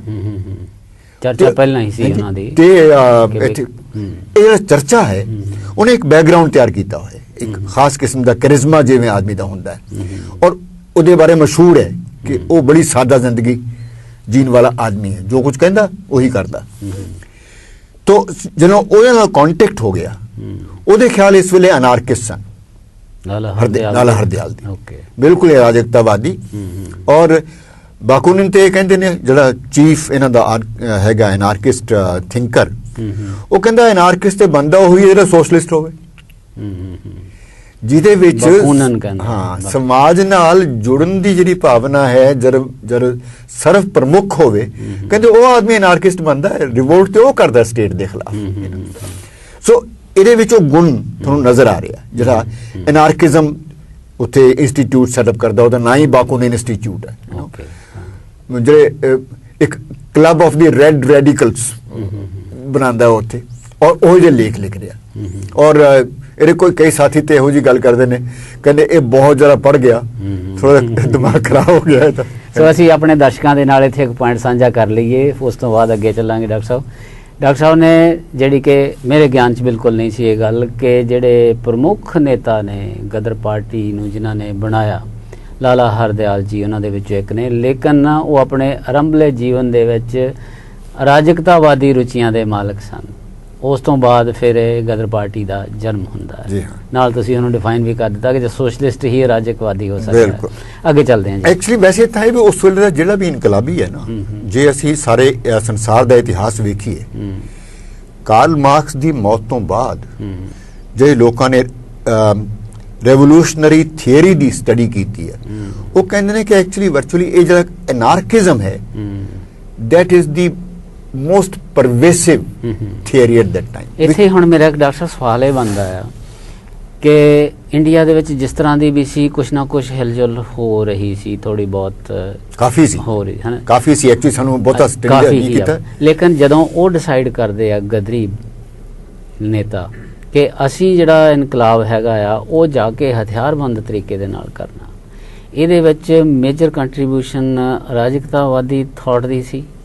ਬਿਲਕੁਲ, ਦੇਖੋ ਗੱਲ ਇਸ ਤਰ੍ਹਾਂ ਹੈ, ਅਰਾਜਕਤਾਵਾਦੀ ਇਹ ਤੁਹਾਨੂੰ ਕਹਿੰਦਾ ਹੈਗਾ ਕਿ ਅਸੀਂ ਉਹਨੂੰ ਕਹਿੰਦੇ ਨੇ ਵੀ ਜਿਹੜਾ ਆਦਮੀ ਹਮੇਸ਼ਾ ਹੀ ਰਿਵੋਲਟ ਕਰਦਾ ਜ਼ੁਲਮ ਦੇ ਖਿਲਾਫ, ਮੈਂ ਨਹੀਂ ਮੰਨਦਾ ਤੁਹਾਡਾ ਕਾਨੂੰਨ, ਮੈਂ ਨਹੀਂ ਮੰਨਦਾ ਤੁਹਾਡੀ ਸਰਕਾਰ, ਟੱਟੇ ਖੂਦ ਜਾਓ ਤੁਸੀਂ, ਤੁਹਾਨੂੰ ਉਖਾੜ ਕੇ ਹਟਾਂਗੇ। ਪਰ ਇਹਦੇ ਨਾਲ ਦੂਜੀ ਗੱਲ ਇਹ ਕਿ 1907 ਤੋਂ ਲੈ ਕੇ ਜਦੋਂ ਲੰਡਨ ਦੇ ਵਿੱਚ ਹੀ ਸਾਵਰਕਰ ਨੇ ਇੰਡੀਆ ਹਾਊਸ ਦੇ ਵਿੱਚ, ਔਰ ਸਾਰੇ ਜਿਹੜੇ ਇਨਕਲਾਬੀ ਮੁੰਡੇ ਉੱਥੇ ਇਕੱਠੇ ਹੋਏ ਨੇ, ਉਹਨਾਂ ਨੇ ਉਹਨਾਂ ਦੇ ਗੜ੍ਹ 'ਚ ਬੈਠ ਕੇ ਜਦੋਂ 50ਵੇਂ ਸਾਲ ਦੀ ਸਾਲਗਿਰਾ ਮਨਾਈ ਉਹਦੇ 1857 ਦੇ ਗਦਰ ਦੀ, ਔਰ ਮਨਾ ਕੇ ਨੰਬਰ 1 ਉਹਨੂੰ ਕਿਹਾ ਇਹ ਸਾਡਾ first war of Indian independence ਸੀ, ਸਾਵਰਕਰ। ਓਕੇ। ਔਰ ਅਸੀਂ ਹੁਣ ਦੂਜੀ ਜੰਗ ਕਰਨੀ ਆ। ਓਕੇ।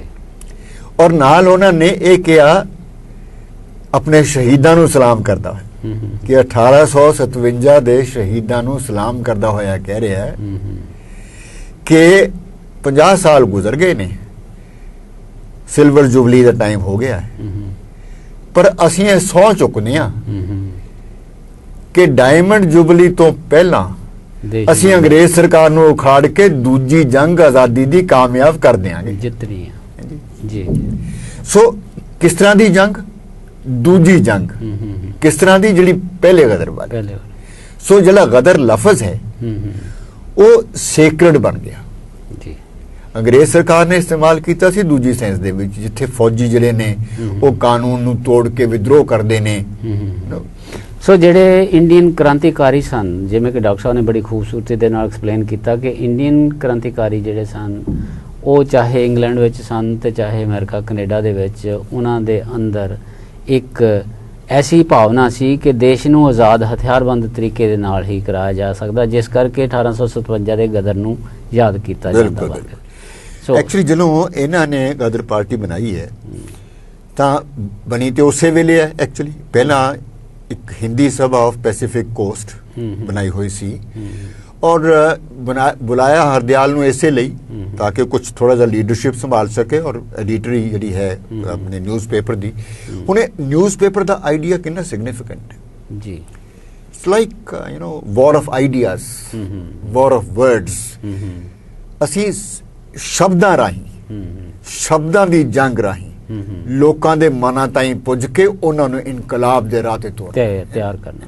ਹਾਂਜੀ ਡਾਕਟਰ ਸਾਹਿਬ, ਤੁਸੀਂ ਨਿਊਜ਼ਪੇਪਰ ਦਾ ਜਾਂ ਅਖਬਾਰਾਂ ਜਿਹੜੀਆਂ ਸ਼ੁਰੂ ਕੀਤੀਆਂ ਗਦਰ ਵਿਸ਼ੇਸ਼ ਤੌਰ ਤੇ, ਕਿ ਵਰਡਸ ਦੀ ਤੁਸੀਂ ਗੱਲ ਕਰ ਰਹੇ ਸੀ ਕਿ ਕਿਸ ਤਰ੍ਹਾਂ ਵਰਡਸ ਜਿਹੜੇ ਨਾ ਰੈਵੋਲੂਸ਼ਨਰੀ ਭਾਵਨਾਵਾਂ ਨੂੰ ਉਭਾਰਨ ਦੇ ਲਈ ਇਸਤੇਮਾਲ ਕਰਨ ਦਾ ਜਿਹੜਾ ਜੰਗ, ਇੱਕ ਵਰਡਸ ਦਾ ਜੰਗ ਜਿਹੜਾ ਤੁਸੀਂ ਉਹ ਬੜੀ ਅੱਛੀ ਗੱਲ ਕਰ ਰਹੇ ਸੀਗੇ, ਉਹ ਦੁਬਾਰਾ ਦੱਸਿਓ। ਇਹ ਜਿਹੜੀ ਮੈਂ ਇਹਨੂੰ ਵਾਰ ਆਫ ਆਈਡੀਆਜ਼ ਕਹਿੰਦਾ ਜੀ, ਕਿ ਇੱਕ ਪਾਸੇ ਆਈਡੀਆਜ਼ ਨੇ ਇੰਗਲੈਂਡ ਦੇ ਦੁਨੀਆ ਭਰ ਦੇ ਉੱਤੇ ਰੌਲਾ ਪਾ ਰਹੇ ਨੇ ਕਿ ਅਸੀਂ ਇੱਕ ਜਮਹੂਰੀਅਤ ਕਾਇਮ ਹੋ ਗਈ ਹੈ, ਸਾਡੇ ਰਿਸਪੌਂਸਿਬਲ ਗਵਰਨਮੈਂਟ ਹੈ, ਅਸੀਂ ਤੇ ਇੱਕ ਸਿਵਲਾਈਜ਼ਡ ਨੇਸ਼ਨ ਹੈਗੇ ਹਾਂ, ਦੂਜਿਆਂ ਨੂੰ ਸਿਵਲਾਈਜ਼ ਕਰਨ ਦਾ ਅਸੀਂ ਜ਼ਿੰਮੇਵਾਰੀ ਲਿੱਤੀ ਹੋਈ ਆ, ਇਸ ਤਰ੍ਹਾਂ ਦੀ ਗੱਲਾਂ ਕਰਦੇ ਸੀ। ਦੂਜੇ ਪਾਸੇ ਦੂਜੇ ਵਿਚਾਰ ਨੇ ਕਿ ਤੁਸੀਂ ਤਾਂ ਲੋਟੂ ਹੋ, ਤੁਸੀਂ ਤਾਂ ਬਦਮਾਸ਼ ਹੋ, ਤੁਸੀਂ ਤਾਂ ਦੂਜਿਆਂ ਦੇ ਉੱਤੇ ਜ਼ਬਰ ਨਾਲ, ਤਾਕਤ ਨਾਲ ਹਥਿਆਨੇ ਹੋ, ਤੇ ਉਹਨਾਂ ਦੇ ਤੁਸੀਂ ਕਹਿਤ ਕਾਇਮ ਬਰਪਾ ਕੀਤੇ ਹੋਏ ਨੇ, ਲੋਕੀ ਉੱਥੇ ਭੁੱਖੇ ਮਰਦੇ ਨੇ, ਉਹਨਾਂ ਦਾ ਅਨਾਜ ਲੁੱਟ ਕੇ ਤੁਸੀਂ ਲੈ ਜਾਂਦੇ ਹੋ, ਲੜਾਈਆਂ ਤੁਸੀਂ ਆਪਣੀਆਂ ਕਰਦੇ ਹੋ, ਆਦਮੀ ਸਾਡੇ ਮਰਦੇ ਨੇ। ਇੱਕ ਡਿਫਰੈਂਟ ਕਿਸਮ ਦੇ ਆਈਡੀਆਜ਼, ਵਾਰ ਆਫ ਆਈਡੀਆਜ਼, ਕਿ ਤੁਸੀਂ ਤੁਹਾਡੇ ਇੱਕ ਸਰਕਾਰ ਦੇ ਆਈਡੀਆਜ਼ ਨੇ, ਐਮਪਾਇਰ ਦੇ, ਇੱਕ ਲੋਕਾਂ ਦੇ ਆਈਡੀਆਜ਼ ਨੇ, ਔਰ ਅਸੀਂ ਕੀ ਸਮਝਦੇ ਹਾਂ ਅਸਲੀਅਤ ਤੇ, ਉਹਦੇ ਰਾਹੀਂ ਅਸੀਂ ਲੋਕਾਂ ਦੇ ਵਿੱਚ ਨਵੀਂ ਚੇਤਨਾ ਪੈਦਾ ਕਰਕੇ ਇੱਕ ਜੰਗ ਸ਼ੁਰੂ ਕਰਨੀ। ਇੱਥੇ ਹਰਦਿਆਲ ਉਹਨੂੰ ਇਹ ਸਮਝਾਉਂਦਾ ਕਿ ਵੀ ਹਿੰਦੁਸਤਾਨ ਦੇ ਵਿੱਚ ਜਿਹੜੇ ਸਭ ਤੋਂ ਸਿਰਕੱਢਵੇਂ ਲੋਕਾਂ ਨੇ ਵਿਦਰੋਹ ਕੀਤਾ, ਉਹਨਾਂ ਵਿੱਚੋਂ ਕੋਈ ਲੋਕਮਾਨਯ ਤਿਲਕ ਹੈ, ਉਹਨਾਂ ਵਿੱਚੋਂ ਕੋਈ ਅਰਬਿੰਦੂ ਘੋਸ਼ ਹੈ, ਉਹਨਾਂ ਵਿੱਚੋਂ ਕੋਈ ਲਾਜਪਤ ਰਾਏ ਸੀ, ਉਹਨਾਂ ਵਿੱਚ ਕੋਈ ਅਜੀਤ ਸਿੰਘ ਸੀਗਾ। ਅੰਗਰੇਜ਼ਾਂ ਨੇ ਤਸੀਹੇ ਦੇ ਕੇ ਉਹਨਾਂ ਨੂੰ ਜੇਲ੍ਹਾਂ 'ਚ ਪਾਇਆ ਹੋਇਆ। ਜੀ ਜੀ ਜੀ। ਉੱਥੇ ਹੁਣ ਆਜ਼ਾਦੀ ਨਾਲ ਕਿਸੇ ਸੰਗਰਾਮ ਦੀ ਆਪਣੇ ਹੱਕ ਦੀ ਲੜਾਈ ਕਰਨ ਦਾ ਮਾਹੌਲ ਨਹੀਂ ਰਿਹਾ। ਇਸ ਲਈ ਹਜ਼ਾਰਾਂ ਦੀ ਗਿਣਤੀ ਵਿੱਚ ਨੌਜਵਾਨ ਇਨਕਲਾਬੀ ਬਾਹਰਲੇ ਮੁਲਕਾਂ 'ਚ ਆ ਗਏ ਆ, ਉਹਨਾਂ ਦਾ ਇੱਕ ਦਸਤਾ ਅਮਰੀਕਾ ਵੀ ਆ ਪਹੁੰਚਿਆ। ਜੀ ਜੀ ਜੀ। ਔਰ ਫੈਸਲਾ ਅਸੀਂ ਇਹ ਕਰਕੇ ਆਏ ਆ ਕਿ ਹੁਣ ਇਹ ਜੰਗ ਹਿੰਦੁਸਤਾਨ ਦੇ ਵਿੱਚੋਂ ਨਹੀਂ, ਹਿੰਦੁਸਤਾਨ ਤੋਂ ਬਾਹਰੋਂ ਸ਼ੁਰੂ ਕੀਤੀ ਜਾਏਗੀ। ਓਕੇ। ਦੂਜੀ ਗੱਲ ਉਹ ਇਹ ਕਹਿ ਰਿਹਾ ਕਿ ਅਸੀਂ ਇਹ ਮਹਿਸੂਸ ਕੀਤਾ ਵੀ ਅੰਗਰੇਜ਼ਾਂ ਦੀ ਸਿੱਖਿਆ ਲੈ ਕੇ ਜਿਹੜੇ ਪੜ੍ਹੇ ਲਿਖੇ ਬੰਦੇ ਨੇ, ਅਸੀਂ ਉਹਨਾਂ ਕੋਲੋਂ ਆਸ ਨਹੀਂ ਰੱਖਦੇ ਕੋਈ ਇਨਕਲਾਬ ਕਰਨਗੇ। ਓਕੇ, ਬਹੁਤ ਅੱਛਾ ਪੁਆਇੰਟ ਕਿ ਇਹ ਅਸਲੀਅਤ ਇਹ ਹੈ ਕਿ ਜਿਹੜਾ ਪੈਜ਼ੈਂਟ ਹੈ ਨਾ, ਕਿਸਾਨ ਹੈ, ਆਰਟੀਜ਼ਨ ਹੈ, ਔਰ ਉਹਦੇ ਨਾਲ ਵੀ ਛੋਟਾ ਜਿਹੜਾ ਬਿਲਕੁਲ ਹੀ ਸਭ ਤੋਂ ਨੀਵਾਂ ਕੰਮ ਕਰਨ ਵਾਲਾ ਹੈ, ਅਸਲ ਵਿੱਚ ਇਹ ਲੋਕੀ ਨੇ ਜਿਹੜੇ ਕਿਉਂਕਿ ਇਸ ਜ਼ੁਲਮ ਦਾ ਸਭ ਤੋਂ ਵੱਡੇ ਸ਼ਿਕਾਰ ਨੇ, ਇਨਕਲਾਬ ਤੇ ਇਹ ਕਰਨਗੇ। ਇੱਕ ਖਾਸ ਕਿਸਮ ਦੀ ਭਾਵਨਾ ਕਿ ਸਾਡੀ ਲੀਡਰਸ਼ਿਪ ਕੌਣ ਕਰੇਗਾ। ਐਗਜ਼ੈਕਟਲੀ, ਇਹ ਭਾਵਨਾ। ਦੂਜੀ ਨਾਲ ਇੱਕ ਹੋਰ ਗੱਲ ਕਹਿਤੀ ਕਿ ਇੱਥੇ ਸਿੱਖ ਸਾਡੇ ਕੰਮ ਕਰਨ ਵਾਲੇ ਆਏ ਹੋਏ ਨੇ। ਇਹੀ ਗੱਲ ਉਹਨੇ ਕੀਤੀ ਸੀ ਸਾਵਰਕਰ ਨੇ, ਮਾਰਟਰਸ ਔਰ ਖਾਲਸਾ ਪੈਂਫਲੇਟ ਛਾਪ ਕੇ ਕਿ ਤੁਸੀਂ ਗੁਰੂ ਗੋਬਿੰਦ ਸਿੰਘ ਦੇ ਸਿੱਖ ਹੋ। ਅੱਛਾ, ਕਿਉਂ ਭੁੱਲਦੇ ਪਏ ਹੋ? ਠੀਕ, ਇੱਕ ਤਾਂ ਉਹ ਆਪ ਹੀ ਕਹਿੰਦੇ ਸੀ ਕਿ ਆਪਣਿਆਂ ਨੂੰ ਕਿ ਤੁਸੀਂ ਗੁਰੂ ਗੋਬਿੰਦ ਸਿੰਘ ਦੇ ਸਿੰਘ ਹੋ, ਉੱਠੋ। ਸਾਵਰਕਰ ਸਾਹਿਬ ਹੀ ਕਹਿ ਰਹੇ ਕਿ ਤੁਸੀਂ ਵੀ ਗੁਰੂ ਗੋਬਿੰਦ ਸਿੰਘ ਦੇ ਸਿੰਘ ਉੱਠੋ। ਬਿਲਕੁਲ, ਕਿ ਤੁਹਾਨੂੰ ਹੋ ਕੀ ਗਿਆ? ਤੁਸੀਂ ਤੇ ਆਪਣੇ ਆਪ ਨੂੰ ਯਾਰ 1.25 ਲੱਖ ਦੇ ਬਰਾਬਰ ਕਹਿਣ ਵਾਲੇ ਸੀ, ਅੱਜ ਤੁਹਾਨੂੰ ਕੀ ਹੋ ਗਿਆ? ਇਸ ਗੁਲਾਮੀ ਦਾ ਜਿਹੜਾ ਦਾਗ ਜਿਹਾ ਹੈਗਾ ਆਪਣੇ ਮੱਥੇ ਤੋਂ ਲਾ ਦਿਓ। ਹੁਣ ਜਿਹੜਾ ਫੋਕਸ ਹੈ, ਇੱਕ ਪਾਸੇ ਦਾ ਬੈਕ ਆਫ ਮਾਈਂਡ ਜਿੰਨੇ ਇਨਕਲਾਬੀ ਨੇ ਉਹ ਸਮਝਦੇ ਨੇ ਵੀ ਇਹ ਆਦਮੀ ਇਨਕਲਾਬ ਕਰਨਗੇ। ਜੀ ਜੀ ਜੀ। ਔਰ ਉਹਨਾਂ ਨੂੰ ਆ ਕੇ ਹਰਦਿਆਲੇ ਦੱਸਦਾ ਹੈ, ਔਰ ਉਸ ਤੋਂ ਪਹਿਲਾਂ ਹੀ ਐਕਚੁਅਲੀ ਇਹਨਾਂ ਕੋਲ ਮਿਲਣ ਤੋਂ ਕਮ ਸੇ ਕਮ 1.5 ਸਾਲ ਪਹਿਲਾਂ ਉਹ ਮਾਡਰਨ ਰਿਵਿਊ 'ਚ ਇੱਕ ਲੇਖ ਲਿਖਦਾ ਪਿਆ। ਓਕੇ। ਉਹ ਕਹਿੰਦਾ ਵੀ ਜਿਹੜੇ ਇੱਥੇ ਪੰਜਾਬ ਤੋਂ ਆਏ ਹੋਏ ਸਿੱਖ ਕਾਮੇ ਨੇ, ਮੈਂ ਇਹ ਵੇਖਿਆ ਕਿ ਉਹਨਾਂ ਵਿੱਚ ਦੇਸ਼ ਭਗਤੀ ਦਾ ਵਲਵਲਾ ਬਹੁਤ ਜ਼ਿਆਦਾ ਹੈ। ਉਹ ਹਿੰਦੁਸਤਾਨ ਵਿੱਚ ਬੈਠੇ ਆਪਣੇ ਭਰਾਵਾਂ ਨਾਲੋਂ ਬਿਲਕੁਲ ਹੀ ਵੱਖਰੇ ਨੇ, ਜਿਹੜੇ ਬਾਹਰ ਆ ਚੁੱਕੇ। ਓਕੇ। ਕਿਉਂਕਿ ਬਾਹਰਲੇ ਮਾਹੌਲ ਦੇ ਵਿੱਚ ਉਹਨਾਂ ਨੂੰ ਪਹਿਲੀ ਵਾਰੀ ਅਹਿਸਾਸ ਹੋਇਆ ਆਜ਼ਾਦੀ ਕੀ ਹੁੰਦੀ ਹੈ ਤੇ ਗੁਲਾਮੀ ਕੀ ਹੁੰਦੀ ਹੈ, ਨੈਸ਼ਨਲਿਜ਼ਮ ਕੀ ਹੁੰਦਾ, ਕੀ ਹੁੰਦਾ ਹੈ।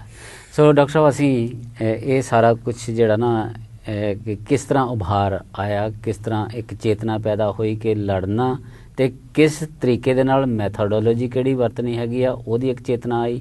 ਲੇਕਿਨ ਹੋਇਆ ਇਹ ਕਿ ਜਦੋਂ ਉਹ ਹਿੰਦੁਸਤਾਨ ਆਏ, ਅਸੀਂ ਉਸ ਵਿਚਲੀ ਕਹਾਣੀ ਨੂੰ ਜੇ ਅਵੋਇਡ ਕਰ ਦਈਏ ਕਿ ਬੜੇ ਦੁੱਖਾਂ ਦੇ ਨਾਲ ਇੱਥੇ ਪਹੁੰਚੇ ਹੋ, ਇੱਧਰੋਂ ਦੀ ਆਏ ਉੱਧਰੋਂ ਦੀ ਆਏ, ਲੇਕਿਨ ਇੱਥੇ ਆ ਕੇ ਵੀ ਕਈ ਬਾਬੇ ਸਾਡੇ ਨੇਤਾ ਉਹ ਪਹੁੰਚ ਵੀ ਨਹੀਂ ਸਕੇ, ਪਕੜੇ ਗਏ। ਉਹਨਾਂ ਨੂੰ ਪੂਰੀ ਲੜਾਈ ਲੜਨ ਦਾ ਮੌਕਾ ਨਹੀਂ ਮਿਲਿਆ, ਜਾਂ ਫਿਰ ਜਦੋਂ ਉਹਨਾਂ ਨੇ ਇਨਕਲਾਬ ਦੀ ਤਰੀਕ ਮਿੱਥੀ ਤੇ ਉਹ ਫੇਲ ਹੋ ਗਿਆ ਕੰਮ। ਸੋ ਇਹਦੇ ਵਿੱਚ ਕਿਸ ਤਰ੍ਹਾਂ ਅਸੀਂ ਗਿਣਦੇ ਹਾਂ ਕਿ ਇਹ ਜਿਹੜੀ ਵੀ ਜਿੰਨੀ ਵੀ ਲੜਾਈ ਲੜੀ ਗਈ, ਜਿਹਨੂੰ ਅਸੀਂ ਕਹਿੰਦੇ ਹਾਂ ਕਿ ਜੀ ਉਹ ਕਾਮਯਾਬ ਨਹੀਂ ਹੋ ਸਕੇ, ਹਿੰਦੁਸਤਾਨ ਦੀ ਆਜ਼ਾਦੀ ਦੀ ਲੜਾਈ ਦੇ ਵਿੱਚ ਉਹਦਾ ਕਿਹੜਾ ਸਥਾਨ ਬਣਦਾ ਹੈ ਤੁਹਾਡੇ ਵਿਚਾਰਾਂ ਨਾਲ? ਇਹ ਦੇਖੋ, ਸਥਾਨ ਤੇ ਮੈਂ ਤੇ ਇਹਨੂੰ ਬਹੁਤ ਹੀ ਮਹੱਤਵਪੂਰਨ ਲੈਂਡਮਾਰਕ ਸਮਝਦਾ, ਕਿਉਂਕਿ ਸੰਪੂਰਨ ਆਜ਼ਾਦੀ ਜਿਹੜਾ ਇਹ ਸ਼ਬਦ ਹੈ, ਸਾਡੇ ਹਿੰਦੁਸਤਾਨ 'ਚ ਕਾਂਗਰਸ ਪਾਰਟੀ ਨੇ 1929 ਵਿੱਚ ਜਵਾਹਰ ਲਾਲ ਨਹਿਰੂ ਪ੍ਰਧਾਨ ਬਣਿਆ। ਉਸ ਵੇਲੇ ਵੀ ਇਹ ਨੌਜਵਾਨ ਤਬਕਾ ਤਗੜਾ ਹੋਇਆ, ਭਗਤ ਸਿੰਘ ਵਰਗਿਆਂ ਦਾ। ਇਹਨਾਂ ਨੇ ਕਲਕੱਤੇ ਜਾ ਕੇ ਖੂਬ ਰੌਲਾ ਪਾਇਆ ਰੱਜ ਕੇ, ਉਸ ਵੇਲੇ ਨਹਿਰੂ ਨੂੰ ਪ੍ਰੈਜ਼ੀਡੈਂਟ ਬਣਾਇਆ ਔਰ ਇਹ ਕੰਪਲੀਟ ਇੰਡੀਪੈਂਡੈਂਸ ਦਾ ਨਾਰਾ, ਨਹੀਂ ਤੇ ਹੋਮ ਰੂਲ ਦੀ ਗੱਲ ਕਰਦੇ ਸੀਗੇ। ਸੋ ਗਦਰ ਪਾਰਟੀ ਪਹਿਲੀ ਪਾਰਟੀ ਹੈ ਜਿਹਦੇ ਚ ਮੁੱਢ ਤੋਂ ਕੰਪਲੀਟ ਇੰਡੀਪੈਂਡੈਂਸ ਦੀ ਗੱਲ ਹੈ। ਇਹ ਕੰਪਲੀਟ ਦਾ ਆਈਡੀਆ ਕਿੱਥੋਂ ਆਇਆ? ਵੀ ਅਮਰੀਕਨਾਂ ਨੇ ਲੜਾਈ ਲੜੀ ਸੀ, ਉਹ ਤੁਹਾਡੇ ਨਾਲ ਮਜ਼ਦੂਰੀ ਕੰਮ ਕਰਦੇ ਨੇ, ਗੋਰੇ ਨੇ, ਆਪਸ ਚ ਗੱਲਾਂ ਹੁੰਦੀਆਂ। ਆਦਮੀ ਸਮਝ ਸਕਦਾ ਕਿ ਜਿਹਨੇ ਵਿਚਾਰੇ ਬਿਲਕੁਲ ਹੀ ਅਨਪੜ੍ਹ ਨਹੀਂ ਹੈਗੇ, ਉਹ ਅੰਗਰੇਜ਼ੀ ਚ ਕਿੰਨੀ ਕੁ ਗੱਲ ਕਰਦੇ ਹੋਣਗੇ, ਕਿੰਨੀ ਕੁ ਸਮਝ ਆਉਂਦੀ ਹੋਊਗੀ, ਬੜੀ ਘੱਟ। ਪਰ ਇੰਨੀ ਕੁ ਸਮਝ ਆਉਣ ਲੱਗੀ ਵੀ ਇਹਨਾਂ ਨੇ 150 ਸਾਲ ਪਹਿਲਾਂ ਦੱਬ ਕੇ ਜੰਗ ਲੜੀ ਸੀ, ਅੰਗਰੇਜ਼ਾਂ ਨੂੰ ਕੱਢਿਆ ਸੀ, ਉਹਨਾਂ ਤਸੱਲਤ ਤੋਂ ਆਜ਼ਾਦ ਹੋਏ ਸੀ। ਇਹ ਇਸ ਕਰਕੇ ਅੱਜ ਅਣਖ ਨਾਲ ਤੁਰਦੇ ਨੇ। ਜਿਹੜਾ ਇਹ ਅਣਖ ਵਾਲੀ ਗੱਲ ਹੈ ਨਾ, ਪੰਜਾਬੀ ਨੂੰ ਬਹੁਤ ਅਪੀਲ ਕਰਦੀ ਹੈ। ਇੱਕ ਤੇ ਅਣਖ ਵਾਲੀ ਗੱਲ, ਦੂਜਾ ਜਿਹੜਾ ਤਿਆਗ ਬਹੁਤ ਕਰਦਾ ਹੈ। ਉਹ ਇਹ ਜਿਹੜਾ ਹੈਗਾ ਆਪਣਾ ਹਰਦਿਆਲ, ਇਹ ਪਸੰਦ ਇਸ ਲਈ ਹੈ ਕਿ ਇੱਕ ਤਾਂ ਇਹ ਲਾਇਕ ਬਹੁਤ ਹੈ, ਇੱਕ ਤਿਆਗੀ ਬਣਾ ਹੈ। ਵੀ ਇਹ ਤਾਂ ਗੱਲ ਹੀ ਛੱਡ ਦਿਓ ਨਾ। ਇਹ ਆਦਮੀ ਤੇ ਜੇ ਇਹਨੂੰ ਮਹੀਨੇ ਦੇ ਅਸੀਂ $15 ਦੇ ਦਈਏ ਮਹੀਨੇ ਦੇ, ਉਹਦੇ ਚੋਂ 5 ਖਰਚ ਕੇ 10 ਵਾਪਸ ਕਰ ਦਿੰਦਾ। ਤੋ ਇਹਦੇ ਚ ਦੇਸ਼ ਭਗਤੀ ਦੀ ਲਗਨ ਬਹੁਤ ਹੈ ਬਈ। ਸੋ ਡਾਕਟਰ ਸਾਹਿਬ ਨੇ ਬਹੁਤ ਮਹੱਤਵਪੂਰਨ ਪੁਆਇੰਟ ਸਾਡੇ ਸਾਹਮਣੇ ਰੱਖਿਆ ਕਿ ਪੋਲਿਟਿਕਸ ਡਿਸਾਈਡ ਕਰਦੀ ਹੈ ਕਿ ਇਹ ਪਹਿਲੀ ਮੇਜਰ ਕੰਟਰੀਬਿਊਸ਼ਨ ਇਸ ਲਹਿਰ ਦੀ ਇਹ ਆ ਕਿ ਸਭ ਤੋਂ ਪਹਿਲਾਂ ਮੁਕੰਮਲ ਆਜ਼ਾਦੀ ਦਾ ਨਾਰਾ ਗਦਰ ਮੂਵਮੈਂਟ ਨੇ, ਔਰ ਦੇਸ਼ ਭਗਤੀ ਨੂੰ ਸਰਵੋਤਮ ਯਾਨੀ ਇਹ ਜਿਹੜੀ ਭਾਸ਼ਾ ਹੈ ਮਾਤਰ ਭੂਮੀ ਹੈ, ਮਾਤਾ, ਮਤਲਬ ਸੋਹਣ ਸਿੰਘ ਭਗਨਾ ਕਹਿੰਦੇ ਨੇ ਕਿ ਜੇਲ੍ਹ ਦੇ ਵਿੱਚ ਅਸੀਂ ਜਦੋਂ ਬਹੁਤ ਦੁਖੀ ਹੁੰਦੇ ਸੀ ਤਾਂ ਵੰਦੇ ਮਾਤਰਮ ਕਹਿਣਾ, ਔਰ ਨਾਲ ਇਹ ਫੈਸਲਾ ਕਰਨਾ ਕਿ ਹੇ ਭਾਰਤ ਮਾਤਾ, ਹੇ ਮਾਤਰ ਭੂਮੀ, ਅਸੀਂ ਤੈਨੂੰ ਆਜ਼ਾਦ ਤੇ ਨਹੀਂ ਕਰ ਸਕੇ, ਪਰ ਅਸੀਂ ਇਹ ਪ੍ਰਣ ਲਿੱਤਾ ਹੋਇਆ ਵੀ ਸਾਡੇ ਵਿੱਚੋਂ ਕੱਲਾ ਕੱਲਾ ਆਦਮੀ ਜਿਹੜਾ ਜਿੰਨਾ ਚਿਰ ਜਿਉਂਦਾ ਹੈ ਉਹਨਾਂ ਚਿਰ ਉਹ ਤੇਰੀ ਬੇੜੀਆਂ ਤੋੜਨ ਲਈ ਲੜਾਈ ਕਰਦਾ ਰਹੇਗਾ। ਇਹ ਦੇਸ਼ ਭਗਤੀ ਦਾ ਜਿਹੜਾ ਰੋਮਾਂਸ ਹੈ, ਸਰੂਰ ਹੈ, ਜਨੂਨ ਹੈ, ਆਲਮੋਸਟ ਲਾਈਕ ਮੈਡਨੈਸ, ਬਿਲਕੁਲ ਜਨੂਨ ਦੀ ਹੱਦ ਤੱਕ ਕਿ ਸਾਡੇ ਲਈ ਜ਼ਿੰਦਗੀ 'ਚ ਹੋਰ ਕੁਝ ਇੰਪੋਰਟੈਂਟ ਹੈ ਹੀ ਨਹੀਂ। ਅਸੀਂ ਤੇ ਗੁਲਾਮੀ ਦੀਆਂ ਬੇੜੀਆਂ ਤੋੜਨੀਆਂ, ਅਣਖ ਨਾਲ ਤੁਰਨਾ, ਔਰ ਅਣਖ ਇਹੋ ਜੀ ਕਿ ਜੇ ਸਾਡੇ ਉੱਤੇ ਜ਼ੁਲਮ ਕਰਦੇ ਹੋ ਤੇ ਕਰ ਲਓ, ਵੱਧ ਤੋਂ ਵੱਧ ਕਿੰਨਾ ਕਰ ਲਓਗੇ, ਅਸੀਂ ਭੁੱਖ ਹੜਤਾਲਾਂ ਕਰਦੇ ਹਾਂ। ਇੱਕ ਡਾਕਟਰ ਸਾਹਿਬ ਤੁਸੀਂ ਜਿਹੜਾ ਪੁਆਇੰਟ ਬਣਾਇਆ ਨਾ, ਇਹਨੂੰ ਹੋਰ ਕਲੈਰੀਫਾਈ ਕਰੋ ਕਿ ਮੂਵਮੈਂਟ ਜਿਹੜੀ ਪਹਿਲਾਂ ਚੱਲ ਰਹੀ ਸੀ, ਜਿਹੜੇ ਕੌਮ ਦੇ ਨੇਤਾ ਮੰਨੇ ਜਾਂਦੇ ਸੀ, ਉਹਨਾਂ ਨੇ ਸਬਰ ਕੀਤਾ ਹੋਇਆ ਸੀ ਕਿ ਸਾਨੂੰ ਡੋਮੀਨੀਅਨ ਸਟੇਟਸ ਹੀ ਮਿਲ ਜਾਵੇ। ਜੀ ਬਿਲਕੁਲ ਠੀਕ। ਤੇ ਜੇ ਇਹ ਮੂਵਮੈਂਟ ਨਾ ਮਤਲਬ ਆਪਣਾ ਇਦਾਂ ਰੋਲ ਅਦਾ ਕਰਦੀ ਤੇ ਇਸ ਤੋਂ ਪ੍ਰਭਾਵਿਤ ਹੋ ਕੇ ਭਗਤ ਸਿੰਘ ਤੇ ਉਸਦੇ ਸਾਥੀ ਇਸ ਤਰ੍ਹਾਂ ਨਾ ਜ਼ੋਰ ਪਾਉਂਦੇ, ਲੜਾਈ ਨਾ ਲੜਦੇ, ਤਾਂ ਸ਼ਾਇਦ ਡੋਮੀਨੀਅਨ ਰਿਪਬਲਿਕ ਵਾਲਾ ਜਿਹੜਾ ਆਈਡੀਆ ਅਜੇ ਹੋਰ ਪ੍ਰੋਲੋਂਗ ਕਰ ਜਾਂਦਾ। ਇਹ ਬਿਲਕੁਲ ਜੀ, ਤੁਹਾਡੀ ਗੱਲ ਬਿਲਕੁਲ ਦੁਰਸਤ ਸੰਭਾਵਨਾ ਹੈ, ਕਿਉਂਕਿ ਕਿਸੇ ਵੀ ਪਾਰਟੀ ਨੇ ਜਿਹੜੀ ਜਦੋਜਹਿਦ ਕਰ ਰਹੀ ਹੈ, ਸਮੁੱਚੇ ਰਾਜਨੀਤਿਕ ਮਾਹੌਲ ਨੂੰ ਦੇਖਣਾ ਹੈ ਕਿ ਆਮ ਲੋਕਾਂ ਦੀ ਚੇਤਨਾ ਦਾ ਪੱਧਰ ਕੀ ਹੈ। ਜੋ ਕੁਝ ਇਹਨਾਂ ਨੇ ਘਾਲਣਾ ਘਾਲੀ, ਉਸ ਵੇਲੇ ਤਾਂ ਪੰਜਾਬ ਦੇ ਲੋਕੀ ਜਾਂ ਹਿੰਦੁਸਤਾਨ ਦੇ ਲੋਕੀ ਸ਼ਾਮਿਲ ਨਹੀਂ ਹੋਏ, ਇਹ ਤਾਂ ਬਿਲਕੁਲ ਦਰੁਸਤ ਹੈਗਾ, ਬਲਕਿ ਇਹਨਾਂ ਨੂੰ ਗੈਰ ਸਿੱਖ ਕਹਿ ਕੇ ਲਤਾੜਿਆ ਗਿਆ, ਔਰ ਬਲਕਿ ਜ਼ੈਲਦਾਰਾਂ ਲੰਬਰਦਾਰਾਂ ਨੂੰ ਖਾਸ ਲਗਾਇਆ ਗਿਆ। ਇਸ ਗੱਲ ਤੇ ਕਮੇਟੀਆਂ ਬਣੀਆਂ ਕਿ ਵੱਧ ਤੋਂ ਵੱਧ ਗਦਰੀਆਂ ਨੂੰ ਫੜਾਓ। ਸਰਕਾਰ ਦੀ ਬਲਕਿ ਸ਼ਲਾਘਾ ਕੀਤੀ ਗਈ ਕਿ ਤੁਸੀਂ ਸਾਡੇ ਸਿੱਖਾਂ ਦੀ ਇੱਜ਼ਤ ਨੂੰ ਬਚਾ ਲਿਆ, ਇਹਨਾਂ ਨੂੰ ਕਾਬੂ ਕਰਕੇ, ਇਹੋ ਜਿਹੀ ਗੱਲਾਂ ਕੀਤੀਆਂ ਗਈਆਂ। ਸੋ ਡਾਕਟਰ ਸਾਹਿਬ ਇੱਥੇ ਆਇਡੈਂਟੀਫਾਈ ਕਰ ਲਈਏ ਕੌਣ ਸਨ ਉਹ ਲੋਕ ਜਿਹੜੇ ਕਹਿੰਦੇ ਸੀ ਇਹ ਸਿੱਖ ਨਹੀਂ ਹਨ ਔਰ ਇਹ ਜਾਂ ਅੰਗਰੇਜ਼ਾਂ ਦੇ ਇਸ਼ਾਰੇ ਤੇ ਗੱਲ ਕੌਣ ਕਰਦੇ ਸਨ? ਉਸ ਵੇਲੇ ਦੇ ਜੋ ਅਕਾਲ ਤਖਤ ਦੇ ਚੌਧਰੀ ਸਨ। ਤੁਹਾਨੂੰ ਪਤਾ ਹੈ ਭਾਵੇਂ ਉਹ ਜ਼ਾਤ ਪਾਤ ਦੀ ਗੱਲ ਸੀ ਤੇ ਭਾਵੇਂ ਦੇਸ਼ ਭਗਤੀ ਵਾਲੀ ਗੱਲ ਹੈ, ਇਹ ਹਮੇਸ਼ਾ ਜਿਹੜਾ ਯਾਨੀ ਇਕਨੋਮਿਕਲੀ ਰੂਲਿੰਗ ਪਾਵਰ ਸੀ ਉਸ ਵੇਲੇ ਦੀ, ਜਿਹੜੀ ਜਾਂ ਵੱਡੇ ਜ਼ਮੀਨਦਾਰ ਨੇ ਜਾਂ ਜਿਨ੍ਹਾਂ ਨੇ ਇਹ ਨਵਾਬੀਆਂ ਤੇ ਰਾਏ ਬਹਾਦਰੀਆਂ ਤੇ ਤੋਹਫੇ ਲਿੱਤੇ ਹੋਏ ਸੀ ਅੰਗਰੇਜ਼ਾਂ ਕੋਲੋਂ। ਯਾਨੀ ਇੱਕ ਸਟੇਜ ਤੇ ਹੁਣ ਮੈਂ ਕੀ ਵੱਡਾ ਨਾਂ ਲਵਾਂ, ਬਹੁਤ ਜਿਹੜਾ ਸਭ ਤੋਂ ਵੱਡਾ ਇੰਪੋਰਟੈਂਟ ਖਾਨਦਾਨ ਸੀ, 70,000 ਏਕੜ ਜ਼ਮੀਨ ਸਰਕਾਰ ਨੇ ਗਿਫਟ ਦਿੱਤੀ ਸੀ ਉਹਨੂੰ ਜੀ। ਤੇ ਉਹਨੇ ਬੋਲੀ ਤੇ ਫਿਰ ਸਰਕਾਰ ਵਾਲੀ ਬੋਲਣੀ ਹੈ ਨਾ, ਕਹਿਣਾ ਸੀ ਕਿ ਸਿੱਖ ਨਹੀਂ ਹਨ। ਸੋ ਡਾਕਟਰ ਸਾਹਿਬ ਅਸੀਂ ਬਹੁਤ ਇੱਕ ਕ੍ਰੂਸ਼ੀਅਲ ਮੋੜ ਤੇ ਆ ਗਏ ਆਪਣੀ ਗੱਲਬਾਤ ਦੇ, ਔਰ ਅੱਜ ਕੱਲ੍ਹ ਜਿਹੜੀ ਚਰਚਾ ਵੀ ਹੋ ਰਹੀ ਆ, ਮੇਨ ਏਜੰਡਾ ਹੈ ਜਿਹੜਾ ਚਰਚਾ ਦਾ ਅੱਜ ਸਾਰੀ ਦੁਨੀਆ ਦੇ ਵਿੱਚ, ਉਹ ਇਹ ਆ ਕਿ ਇਹ ਇੱਕਦਮ ਸਪਸ਼ਟ ਕੀਤਾ ਜਾਏ ਕਿ ਗਦਰੀ ਬਾਬੇ ਸਨ ਕੌਣ, ਵਿਚਾਰਧਾਰਕ ਤੌਰ ਤੇ ਕੌਣ ਸਨ, ਕਿਉਂਕਿ ਹਿਸਟਰੀ ਦੇ ਕੁਝ ਐਵੀਡੈਂਸ ਐਸੇ ਨੇ ਜਿਹੜੇ ਇਹ ਜ਼ਮੀਨ ਪ੍ਰੋਵਾਈਡ ਕਰਦੇ ਆ ਕਿ ਉਹ ਅਸਲ ਦੇ ਵਿੱਚ ਸਿੱਖ ਹੀ ਸਨ। ਬੜਾ ਖੁੱਲ੍ਹਮ ਖੁੱਲ੍ਹਾ ਇਹ ਗੱਲ ਕਹੀ ਜਾ ਰਹੀ, ਕਿਉਂਕਿ ਗੁਰਦੁਆਰਿਆਂ ਦੇ ਵਿੱਚੋਂ ਮੂਵਮੈਂਟ ਨੂੰ ਉਠਾਇਆ ਉਹਨਾਂ ਨੇ। ਤੁਸੀਂ ਕੀ ਕਹਿੰਦੇ ਹੋ ਕਿ ਇਸ ਮਸਲੇ ਦੇ ਉੱਤੇ ਕਿ ਉਹ ਕੌਣ ਸਨ ਵਿਚਾਰਧਾਰਕ ਤੌਰ ਤੇ, ਉਹ ਗਦਰੀ ਬਾਬਿਆਂ ਨੂੰ ਕਿਸ ਕੈਟਾਗਰੀ ਦੇ ਵਿੱਚ ਰੱਖਦੇ ਹੋ ਤੁਸੀਂ, ਜਿਸ ਤਰ੍ਹਾਂ ਦੂਸਰੇ ਰੱਖਦੇ ਨੇ ਕਿ ਨਹੀਂ ਜੀ ਉਹ ਸਿੱਖ ਸਨ? ਦੇਖੋ, ਮੇਰੇ ਵਾਸਤੇ ਮਹੱਤਵਪੂਰਨ ਇਹ ਹੈ ਕਿ ਮੇਰਾ ਖਿਆਲ ਹੈ ਘੱਟੋ ਘੱਟ 15 ਕੁ ਬਾਬਿਆਂ ਨਾਲ ਉਸ ਵੇਲੇ ਜਦੋਂ ਮੈਂ ਰਿਸਰਚ ਕੀਤੀ ਹੈ, ਇੰਟਰਵਿਊਜ਼ ਕੀਤੀਆਂ ਨੇ ਜੀ, ਜਿਹਦੇ ਵਿੱਚੋਂ ਸਭ ਤੋਂ ਪਹਿਲੀ ਗੱਲ ਮੈਂ ਜਾਣਨਾ ਚਾਹੁੰਦਾ ਕਿ ਗਦਰੀ ਬਾਬੇ ਆਪਣੇ ਆਪ ਨੂੰ ਕਿਵੇਂ ਵੇਖਦੇ ਨੇ ਜੀ। ਉਹ ਇਹ ਕਹਿੰਦੇ ਨੇ ਸਾਡੇ ਵਿੱਚੋਂ ਕੋਈ ਸਿੱਖ ਹਿੰਦੂ ਮੁਸਲਮਾਨ ਨਹੀਂ ਸੀ ਹੁੰਦਾ, ਅਸੀਂ ਤਾਂ ਦੇਸ਼ ਭਗਤ। ਇਹ ਇੱਕ ਸਾਂਝੀ ਰਾਏ ਉਹਨਾਂ ਸਾਰਿਆਂ ਦੀ ਜਿਨ੍ਹਾਂ ਨੂੰ ਤੁਸੀਂ ਇੰਟਰਵਿਊ ਕੀਤਾ? ਬਿਲਕੁਲ। ਉਹਨਾਂ ਚ ਮੋਸਟਲੀ ਸਿੱਖ ਸਨ। ਮੋਸਟਲੀ ਸਿੱਖ ਜੀ, ਮੋਸਟਲੀ ਸਿੱਖ। ਔਰ ਸਭ ਦੀ ਰਾਏ ਇਹ ਸੀ ਅਸੀਂ ਦੇਸ਼ ਭਗਤ ਸੀ। ਸਾਡੇ ਵਾਸਤੇ ਦੇਸ਼ ਨੂੰ ਆਜ਼ਾਦ ਕਰਨਾ ਹੀ ਸਭ ਤੋਂ ਪ੍ਰਮੁੱਖ ਗੱਲ ਸੀ। ਦੂਜੀ ਇਹ ਸੀ ਕਿ ਸਾਡੇ ਮੁਲਕ ਵਿੱਚ ਅੰਗਰੇਜ਼ਾਂ ਦੀ ਸ਼ਹਿ ਤੇ ਅਸੀਂ ਧਰਮ ਦੇ ਨਾਂ ਤੇ ਵੰਡੀਆਂ ਪਾ ਲਈਆਂ ਜੀ। ਫਿਰਕਾਦਾਰਾਨਾ ਜਿਹੜੀ ਤੁਹਾਡੀ ਹੈਗੀ ਹੈ ਸੋਚ, ਉਹਦੇ ਨਾਲ ਤੁਸੀਂ ਆਪਸ ਵਿੱਚ ਹੀ ਖਈ ਜਾਂਦੇ ਹੋ। ਇਹ ਅੰਗਰੇਜ਼ ਦੀ ਚਾਲ ਹੈ। ਸੋ ਸਾਡੀ ਜਿਹੜੀ ਆਈਡੈਂਟੀਟੀ ਹੈ ਉਹ ਅਸੀਂ ਸਿੱਖ ਹਿੰਦੂ ਮੁਸਲਮਾਨ ਵਾਲੀ ਆਈਡੈਂਟੀਟੀ ਨਹੀਂ ਮੰਨਦੇ। ਇਹ ਮੇਰੇ ਖਿਆਲ ਉਹਨਾਂ ਦੀ ਜਿਹੜਾ ਗਦਰ ਦੀ ਗੂੰਜ ਸਭ ਤੋਂ ਵੱਡੀ ਪੋਇਟਰੀ ਹੈ ਜਿਹੜੀ ਉਹ ਗਾਉਂਦੇ ਸੀ ਲਗਾਤਾਰ, ਸਭ ਤੋਂ ਵੱਡੀ ਉਹਦੇ ਚ ਬਾਰ-ਬਾਰ ਇਹ ਜ਼ਿਕਰ ਆਉਂਦਾ। ਐਕਚੁਅਲੀ ਉੱਥੇ ਆਪਣੇ ਜਿਹੜੇ ਕੇਸਰ ਸਿੰਘ ਹੋਣੀ ਨੇ ਔਰ ਕਿਰਪਾਲ ਸਿੰਘ ਹੋਣੀ, ਗਿਆਨੀ ਕੇਸਰ ਸਿੰਘ ਜੀ, ਉਹ ਤੇ ਕਹਿੰਦੇ ਨੇ ਵੀ ਇਹਨਾਂ ਨੂੰ ਤੁਸੀਂ ਕਦੀ ਗਦਰ ਦੀ ਗੂੰਜਾਂ ਪੜ੍ਹਦੇ, ਗੀਤ ਗਾਉਂਦੇ ਜੇ ਸੁਣਿਆ ਹੋਵੇ ਤੁਹਾਨੂੰ ਲੱਗੂਗਾ ਗੁਰਬਾਣੀ ਗਾਉਂਦੇ ਪਏ ਨੇ। ਵਾਹ ਵਾਹ, ਇੰਨੀ ਸ਼ਰਧਾ ਨਾਲ।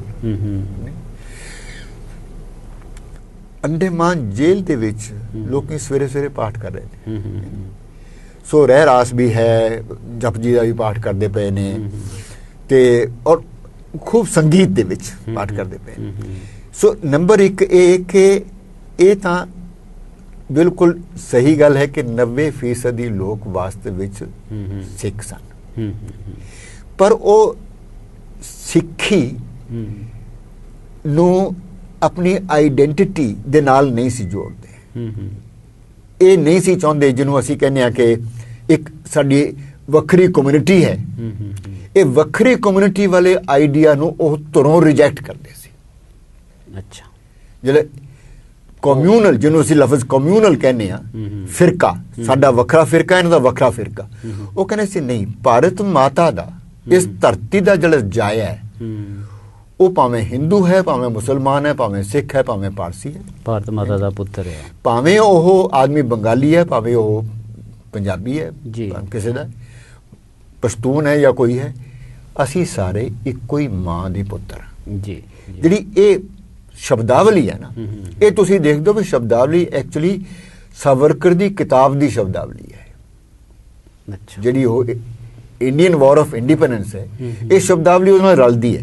ਲੇਕਿਨ ਤੁਸੀਂ ਇਹ ਦੇਖੋ ਵੀ ਜਿਹੜੇ ਉਸ ਵੇਲੇ ਦੇ ਇਨਕਲਾਬੀ ਨੇ, ਇਹ ਉਹਨਾਂ ਦੀ ਕਾਮਨ ਸ਼ਬਦਾਵਲੀ ਹੈ। ਉਹਦੇ ਵਿੱਚ ਵੰਦੇ ਮਾਤਰਮ। ਹੁਣ ਇਹਨਾਂ ਜਿਹੜੀ ਪਛਾਣ ਹੈ ਉਹ ਇਹ ਹੈ ਵੀ ਜਦੋਂ ਕਿਸੇ ਤੁਸੀਂ ਕੱਲੇ ਬਾਬਾ ਸੋਹਣ ਸਿੰਘ ਭਕਨਾ ਤੁਰੇ ਨੇ, ਉਹ ਆ ਰਹੇ ਨੇ ਸ਼ੰਘਾਈ ਜਾਂ ਮਨੀਲਾ, ਸਿੱਧਾ ਤੇ ਆਪਣੇ ਬੰਦੇ ਨੂੰ ਨਹੀਂ ਮਿਲ ਰਿਹਾ, ਕੋਈ ਨਾ ਕੋਈ ਹੋਰ ਬੰਦਾ ਮਿਲ ਰਿਹਾ ਜਿਹੜਾ ਹੈ ਆਪਣਾ ਹਿੰਦੁਸਤਾਨੀ। ਸਿੱਖ ਭਰਾ ਹੈ, ਪੰਜਾਬ ਤੋਂ ਆਇਆ, ਪਰ ਵੈਸੇ ਵਾਕਫ ਨਹੀਂ ਹੈ। ਜੇ ਉਹ ਤੁਹਾਨੂੰ ਵੰਦੇ ਮਾਤਰਮ ਕਹਿੰਦਾ ਤੁਸੀਂ ਜੱਫੀ ਪਾ ਲੈਂਦੇ, ਇਹ ਕਦਰ ਦਾ ਬੰਦਾ ਹੈ। ਜੀ ਜੀ ਜੀ ਡਾਕਟਰ ਸਾਹਿਬ, ਇੱਥੇ ਇੱਕ ਮੂਲ ਸਵਾਲ ਇਹ ਆ, ਬੇਸਿਕ ਕੁਐਸਚਨ, ਕਿ ਉਹ ਇਸ ਪਾਸੇ ਵੱਲ ਤਾਂ ਖਿੱਚੇ ਗਏ ਮਾਨਵਤਾ ਵੱਲ, ਉੱਪਰ ਉੱਠ ਕੇ ਫਿਰਕਾ ਪ੍ਰਸਤੀ ਤੋਂ ਤੇ ਬਰਾਬਰਤਾ ਵੱਲ, ਜਿਹਨੂੰ ਉਹਨਾਂ ਨੇ ਸਮਾਜਵਾਦ ਦਾ ਬਾਅਦ ਵਿੱਚ ਸਮਾਜਵਾਦ ਦਾ, ਬਿਲਕੁਲ ਉਹ ਇਸ ਪਾਸੇ ਵੱਲ ਨੂੰ ਤਾਂ ਖਿੱਚੇ ਗਏ ਕਿ ਕਿਉਂਕਿ ਉਹਨਾਂ ਦਾ ਜਿਹੜਾ ਸਿੱਖ ਫਲਸਫਾ ਹੈ ਉਹ ਵੀ ਬਰਾਬਰਤਾ ਤੇ ਮਾਨਵਤਾ ਤੇ ਆਧਾਰਿਤ ਆ। ਇਹ ਵਜ੍ਹਾ ਤਾਂ ਨਹੀਂ ਕਿ ਵੀ ਉਹ ਆਈ ਆਜ਼ਾਦੀ ਵੱਲ ਨੂੰ ਇਸ ਕਰਕੇ। ਬਿਲਕੁਲ ਦਰੁਸਤ ਹੈ। ਐਕਚੁਅਲੀ ਗੱਲ ਇਹ ਹੈ ਵੀ ਕੋਈ ਵੀ ਜਿਹੜਾ ਵਿਚਾਰ ਹੈ, ਜੇ ਉਹ ਜੜ ਪਕੜਦਾ ਹੈ, ਉਹਦੀ ਤਹਿ ਵਿੱਚ ਤੁਹਾਡੇ ਸੱਭਿਆਚਾਰ ਦੀ ਬੜੀ ਮਹੱਤਤਾ ਹੁੰਦੀ ਹੈ। ਜੀ ਜੀ ਜਿਹੜੀ ਇਹ ਇਨਹੈਰੀਟੈਂਸ ਹੈ, ਜਿਹਨੂੰ ਮੈਂ ਕਲਚਰਲ ਇਨਹੈਰੀਟੈਂਸ ਕਹਿੰਦਾ, ਜਿਹੜਾ ਇਹ ਸੱਭਿਆਚਾਰ ਹੈ, ਜਿਹੜਾ ਤੁਸੀਂ ਆਪਣੀ ਮਾਂ ਦੀ ਦੁੱਧ ਦੀ ਨਾਲ ਤੇ ਗੁੜਤੀ ਨਾਲ ਇੰਬਾਈਬ ਕੀਤਾ ਹੋਇਆ, ਇਹ ਤੁਹਾਡੀ ਸੋਚਣੇ ਦਾ ਹਿੱਸਾ ਹੈ, ਜਿਹਦੇ ਵਿੱਚ ਦੂਜੇ ਦਾ ਭਲਾ ਕਰਨਾ, ਦੂਜੇ ਦੇ ਭਲੇ ਲਈ ਕਈ ਵਾਰੀ ਆਪਣੀ ਕੁਰਬਾਨੀ ਦੇ ਦੇਣਾ। ਜੀ ਜੀ ਜੀ ਜਿਹੜੀ ਇਹ ਗੱਲ ਹੈ, ਇਹ ਤਹਿ ਵਿੱਚ ਹੈ, ਇਹ ਬਿਲਕੁਲ ਕੋਈ ਸ਼ੱਕ ਨਹੀਂ। ਜੇ ਹਰਦਿਆਲ ਐਪਰੀਸ਼ੀਏਟ ਕਰ ਰਿਹਾ ਜੀ ਜੀ ਕਿ ਇਹ ਦੇਸ਼ ਭਗਤੀ ਵਾਲੀ ਗੱਲ, ਐਕਚੁਅਲੀ ਸਭ ਤੋਂ ਪਹਿਲਾਂ ਮੀਟਿੰਗਾਂ ਉਹ ਕਰਦੇ ਨੇ ਆਪਣੇ ਬਾਬਾ ਜਵਾਲਾ ਸਿੰਘ ਦੇ ਫਾਰਮ ਤੇ ਜਾ ਕੇ ਮੀਟਿੰਗਾਂ ਕਰਦੇ ਜੀ। 7 ਤੱਕ ਦੇ ਕਰੀਬ ਉਹਨੇ ਲੈਕਚਰ ਲਾਲਾ ਹਰਦਿਆਲ ਨੂੰ ਤਾਂ ਲੈ ਕੇ ਆਏ ਕਿ ਸਾਡੀ ਅਗਵਾਈ ਕਰੋ। ਹਾਂ, ਹਨਾ, ਐਕਚੁਅਲੀ ਬਿਲਕੁਲ ਸ਼ੁਰੂ ਦੇ ਵਿੱਚ ਉਹ ਦੇਖ ਰਿਹਾ ਵੀ ਜਿਹੜੀਆਂ ਆਪਸ ਚ ਗੱਲਾਂ ਹੋਈਆਂ ਨੇ, ਉਹ ਸਿਰਫ ਇਹ ਸੋਚ ਰਹੇ ਨੇ ਵੀ ਅਸੀਂ ਆਪਣੇ ਦੇਸ਼ ਦੀ ਸੇਵਾ ਕਿਵੇਂ ਕਰ ਸਕਦੇ ਹਾਂ, ਅਸੀਂ ਆਪਣੇ ਲੋਕਾਂ ਦਾ ਬਚਾਅ ਕਿਵੇਂ ਕਰ ਸਕਦੇ ਹਾਂ। ਹਾਲੇ ਉਹ ਆਜ਼ਾਦੀ ਵਾਲੀ ਗੱਲ ਨਹੀਂ ਸੀ ਕਰ ਰਹੇ, ਹਾਲੇ ਸਿਰਫ ਇਹੀ ਸੋਚਦੇ ਪਏ ਸੀ ਆਪਣੇ ਮੁਲਕ ਦਾ ਭਲਾ ਕਿਵੇਂ ਕਰ ਸਕਦੇ। ਜਦੋਂ ਇਹ ਹਰਦਿਆਲ ਨਾਲ ਇਕੱਠ ਹੋ ਜਾਂਦਾ, ਫਿਰ ਸਵਾਲ ਆਉਂਦਾ ਵੀ ਭਾਈ ਇਹਦੀ ਤਾਂ ਤਹਿ ਦੇ ਵਿੱਚ ਤਾਂ ਗੱਲ ਆ ਜੇ। ਜੀ ਜੀ ਜਿੰਨਾ ਚਿਰ ਅੰਗਰੇਜ਼ ਦਾ ਰਾਜ ਆ, ਅਸੀਂ ਗੁਲਾਮ ਆ, ਉਹਨਾਂ ਚਿਰ ਸਭ ਕੁਝ ਕੀਤਿਆਂ ਕੁਝ ਨਹੀਂ ਹੋਣਾ। ਨਾ ਇੱਥੇ ਸਿੱਖਿਆ ਦਾ ਪਸਾਰਾ ਹੈ, ਸਾਡੇ ਘਰਾਂ ਦੇ ਵਿੱਚ ਹਨੇਰਾ, ਸਾਡੇ ਪਿੰਡਾਂ 'ਚ ਹਨੇਰਾ, ਇੱਥੇ ਚਾਨਣ ਹੈ ਤੇ ਅਸੀਂ ਸਿੱਖਿਆ ਦਾ ਪਸਾਰਾ ਕਰਾਂਗੇ। ਤੁਸੀਂ ਇੱਕ ਵਾਰੀ ਹਿੰਦੁਸਤਾਨ ਆਜ਼ਾਦ ਹੋ ਜਾਏ ਸਹੀ, ਅਸੀਂ ਇਹੋ ਜਿਹਾ ਸਮਾਜ ਬਣਾਉਣਾ, ਪੰਚਾਇਤੀ ਰਾਜ, ਅਮਰੀਕਾ ਵਰਗਾ ਜਮਹੂਰੀਅਤ ਉੱਥੇ ਹੋਏਗੀ, ਬਰਾਬਰਤਾ ਹੋਏਗੀ, ਸਮਾਜਿਕ ਨਿਆਂ ਹੋਏਗਾ, ਫਿਰ ਸਿੱਖਿਆ ਦਾ ਪਸਾਰਾ ਹੋਏਗਾ, ਵਿਗਿਆਨ ਹੋਏਗਾ, ਜਹਾਜ਼ ਉੱਡਣਗੇ ਸਾਡੇ ਮੁਲਕ ਦੇ ਵਿੱਚ, ਆਪਣੇ ਹੋਣਗੇ ਔਰ ਸਵਾਸਥ ਰੱਖਿਆ ਹੋਏਗੀ, ਐਡਾ ਲੋਕੀ ਭੁੱਖੇ ਨਹੀਂ ਮਰਿਆ ਕਰਨਗੇ ਤੇ ਕਮਾਲ ਹੋ ਜਾਏਗਾ। ਜਿਹੜਾ ਹੈ ਨਾ ਵੀ ਇੱਕ ਨੈਸ਼ਨਲ ਪ੍ਰਾਈਡ, ਨਵਾਂ ਰੂਪ ਰਚਨ ਹਿੰਦ ਦੇ ਸਮਾਜ ਦਾ, ਜਿਹੜਾ ਮਸ਼ਹੂਰ ਗੀਤ ਹੈਗਾ, ਨਵਾਂ ਰੂਪ ਰਚਨ ਹਿੰਦ ਦੇ ਸਮਾਜ ਦਾ, ਤੁਖਮ ਉਡਾਣਾ ਜ਼ਾਲਮਾਂ ਦੇ ਰਾਜ ਦਾ। ਸੋ ਜ਼ਾਲਮਾਂ ਦੇ ਰਾਜ ਨੂੰ ਉਡਾਣਾ ਇਸ ਲਈ ਜ਼ਰੂਰੀ ਹੈ ਕਿਉਂਕਿ ਇਹ ਜੜ ਹੈ ਬਿਮਾਰੀ ਦੀ। ਇਹ ਇੱਕ ਵਾਰੀ ਜੜ ਨੂੰ ਅਸੀਂ ਉਖਾੜ ਦਈਏ, ਫਿਰ ਅਸੀਂ ਇੱਕ ਨਵੇਂ ਸਮਾਜ ਦਾ ਨਿਰਮਾਣ ਕਰਾਂਗੇ। ਇਹ ਜਿਹੜੀ ਆਪਟੀਮਿਜ਼ਮ ਹੈ, ਮੈਂ ਜਿਹੜਾ ਐਮਫਸਾਈਜ਼ ਕਰਨਾ ਚਾਹੁੰਦਾ ਉਹ ਇਹ ਕਿ ਇਹ ਪਿਛਾਂ ਵੱਲ ਵੇਖਣ ਵਾਲੇ ਬੰਦੇ ਨਹੀਂ ਸੀ। ਜੀ ਜੀ ਇਹ ਫਿਊਚਰ ਓਰੀਐਂਟਡ। ਇਹ ਇੱਕ ਡਾਕਟਰ ਸਾਹਿਬ ਹੋਰ ਸਵਾਲ, ਤੁਸੀਂ ਇਹ 2 ਪੁਆਇੰਟ ਬਣਾਏ ਨੇ ਕਿ ਪਹਿਲਾਂ ਤਾਂ ਆਈਡੀਆ ਇਹੀ ਸੀ ਕਿ ਹਾਲਤ ਸੁਧਾਰੀ ਜਾਏ ਆਪਣੀ, ਫਿਰ ਇਹ ਹੈ ਕਿ ਅਸਲੀ ਮਰਜ਼ ਤਾਂ ਗੁਲਾਮੀ ਹੈ, ਐਬਸੋਲੂਟ ਆਜ਼ਾਦ ਕਰਾਉਣਾ। ਬਿਲਕੁਲ। ਪਰ ਉਹ ਇਸ ਤੋਂ ਵੀ 2 ਸਟੈਪ, ਉਹ ਆਜ਼ਾਦੀ ਤੱਕ ਸੀਮਤ ਨਹੀਂ ਸਨ। ਉਹ ਕਹਿੰਦੇ ਸੀ ਵੀ ਆਜ਼ਾਦੀ ਨਹੀਂ ਕਿ ਸਾਡਾ ਰਾਜ ਆ ਗਿਆ, ਬਿਲਕੁਲ ਅਸੀਂ ਇੱਥੇ ਸੋਸ਼ਲਿਜ਼ਮ ਪੈਦਾ ਕਰਨਾ, ਜਿਹੜਾ ਜਿਸ ਦੀਆਂ ਜੜਾਂ ਉਹ ਸਮਝਦੇ ਆ ਕਿ ਸਿੱਖ ਫਲਸਫੇ ਵਿੱਚ ਲੱਗੀਆਂ ਹੋਈਆਂ। ਐਕਚੁਅਲੀ ਜਿਹੜੀ ਤੁਸੀਂ ਪਹਿਲਾਂ ਗੱਲ ਕੀਤੀ ਸੀ ਨਾ ਅਨਾਰਕਿਜ਼ਮ ਦੀ, ਔਰ ਮੈਂ ਕਿਹਾ ਸੀ ਕਿ ਉਹਦੀ ਤਹਿ ਵਿੱਚ ਸੋਸ਼ਲਿਜ਼ਮ ਪਿਆ ਹੁੰਦਾ। ਦੂਜੀ ਗੱਲ ਹੈ ਵੀ ਜਿਹੜੀ ਸਿੱਖ ਗੁਰੂਆਂ ਦੀ ਵਿਚਾਰਧਾਰਾ ਹੈ ਜੀ, ਉਹਨੂੰ ਤੁਸੀਂ ਸਿੱਧਾ ਭਾਵੇਂ ਸਮਾਜਵਾਦ ਦੀ ਮੋਹਰ ਨਾ ਲਾਓ, ਪਰ ਜੋ ਸਮਾਜਵਾਦ ਦੀ ਤਹਿ ਵਿੱਚ ਗੱਲ ਪਈ ਹੋਈ ਹੈ ਕਿ ਵਿਅਕਤੀ ਨਾਲੋਂ ਸਮਾਜ, ਵਿਅਕਤੀ ਨਾਲੋਂ ਸਮਾਜ ਮਹੱਤਵਪੂਰਨ ਹੈ, ਸਮਾਜ ਦੀ ਭਲਾਈ ਹੋਊਗੀ ਤੇ ਵਿਅਕਤੀ ਦਾ ਭਲਾ ਹੋਊਗਾ। ਜੀ ਜੀ ਜਿਹੜੀ ਆਹ ਸੋਚ ਹੈ, ਜਿਹੜੀ ਕਿ ਪੂੰਜੀਵਾਦ ਦੇ ਬਿਲਕੁਲ ਉਲਟ ਬਣਦੀ, ਇਹ ਤਾਂ ਸਾਰੇ ਗੁਰੂਆਂ ਦੀ ਟੀਚਿੰਗ ਵਿੱਚ ਇੱਕ ਬਰਾਬਰਤਾ ਦੀ ਸੈਂਸ ਜਿਹੜੀ ਉਹਦੇ ਵਿੱਚ ਹੈ ਨਾ। ਇਹਦਾ ਮਤਲਬ ਇਹ ਆ ਕਿ ਕਿੱਥੋਂ ਸ਼ੁਰੂ ਹੋਏ ਆਪਣੀ ਆਰਥਿਕ ਲੜਾਈ ਤੋਂ, ਬਿਲਕੁਲ ਫਿਰ ਵੀ ਸਾਰਿਆਂ ਦਾ ਭਲਾ, ਫਿਰ ਇਹ ਕਿ ਦੇਸ਼ ਜਿੰਨਾ ਚਿਰ ਆਜ਼ਾਦ ਨਹੀਂ ਹੁੰਦਾ। ਪਰ ਦੇਸ਼ ਆਜ਼ਾਦ ਕਰਾ ਕੇ ਵੀ ਉਹਨਾਂ ਨੂੰ ਇੱਥੇ ਹੀ ਨਹੀਂ ਸਬਰ, ਉਹ ਕਹਿੰਦੇ ਕਿ ਅਸੀਂ ਦੇਸ਼ ਆਜ਼ਾਦ ਕਰਾ ਕੇ ਸੋਸ਼ਲਿਜ਼ਮ ਲੈ ਕੇ ਆਉਣਾ ਹੈ, ਬਿਲਕੁਲ ਇੱਕ ਨਈ ਤਰ੍ਹਾਂ ਦਾ ਸਮਾਜ ਬਣਾਵਾਂਗੇ। ਸੋ ਇਹ ਸੋਸ਼ਲਿਜ਼ਮ ਦਾ ਆਈਡੀਆ ਵੀ ਤੁਸੀਂ ਸਮਝਦੇ ਹੋ ਕਿ ਆਜ਼ਾਦੀ ਤੋਂ ਬਾਅਦ ਸੋਸ਼ਲਿਜ਼ਮ ਹੋਣਾ ਚਾਹੀਦਾ, ਉਹ ਵੀ ਗਦਰੀਆਂ ਦੇ ਹੀ ਦੇਣ। ਸਿਰਫ ਇੰਨਾ ਆਪਾਂ ਕਹਿ ਸਕਦੇ ਹਾਂ ਕਿ ਲਫ਼ਜ਼ ਉਹ ਸੋਸ਼ਲਿਜ਼ਮ ਇਸਤੇਮਾਲ ਨਹੀਂ ਕਰਦੇ ਪਏ, ਪਰ ਉਹਨਾਂ ਦੀ ਨੀਅਤ ਹੈ ਉਹ ਇਸ ਤਰ੍ਹਾਂ ਦੇ ਸਮਾਜ ਦੀ ਹੈ ਜਿੱਥੇ ਸਮਾਜਿਕ ਨਿਆਂ ਹੋਏਗਾ। ਉਹਨੂੰ ਡਾਕਟਰ ਸਾਹਿਬ ਉਹ ਸਾਂਝੀਵਾਲਤਾ ਕਹਿੰਦੇ, ਸਾਂਝੀਵਾਲਤਾ ਕਹਿ ਰਹੇ ਨੇ, ਹੈ ਨਾ, ਸੋਸ਼ਲਿਜ਼ਮ ਨਹੀਂ ਕਹਿ ਰਹੇ, ਬਿਲਕੁਲ ਸਾਂਝੀਵਾਲਤਾ ਕਹਿ ਰਹੇ ਨੇ। ਔਰ ਦੂਜਾ ਇਹ ਵੀ ਐਕਚੁਅਲੀ ਜਿਹੜਾ ਕਨਸੈਪਟ ਹੈ ਨਾ, ਉਹ ਕੁਛ ਹੈ ਕਮਿਊਨਿਟੇਰੀਅਨ, ਫੋਕਸ ਸਮਾਜ ਦੇ ਉੱਤੇ ਹੈ। ਸਿਰਫ ਇਹ ਨਹੀਂ ਕਿ ਸਟੇਟ ਦੇ ਕੋਲ ਤਾਕਤ ਹੋਵੇ ਤੇ ਸਟੇਟ ਸੋਸ਼ਲਿਜ਼ਮ ਲੈ ਕੇ ਆਏਗੀ। ਆਈਡੀਆ ਹੈਗਾ ਕਿ ਕਮਿਊਨਿਟੀ ਇਟਸੈਲਫ ਵਿਲ ਜਿਹਨੇ ਆਪਣੀ ਜ਼ਿੰਮੇਵਾਰੀ ਨੂੰ ਆਪ ਸਮਝੇ ਕਿ ਇੱਕ ਸਮਾਜ ਹੀ ਨਵੇਂ ਕਿਸਮ ਦਾ ਬਣ ਜਾਏਗਾ, ਜਿੱਥੇ ਕੋਈ ਲੋਟੂ ਨਹੀਂ ਰਹੇਗਾ, ਕੋਈ ਸ਼ੋਸ਼ਣ ਨਹੀਂ ਕਰ ਸਕੇਗਾ, ਇਸ ਤਰ੍ਹਾਂ ਦੇ ਵੱਡੇ ਜ਼ਮੀਂਦਾਰ ਨਹੀਂ ਹੋਣਗੇ।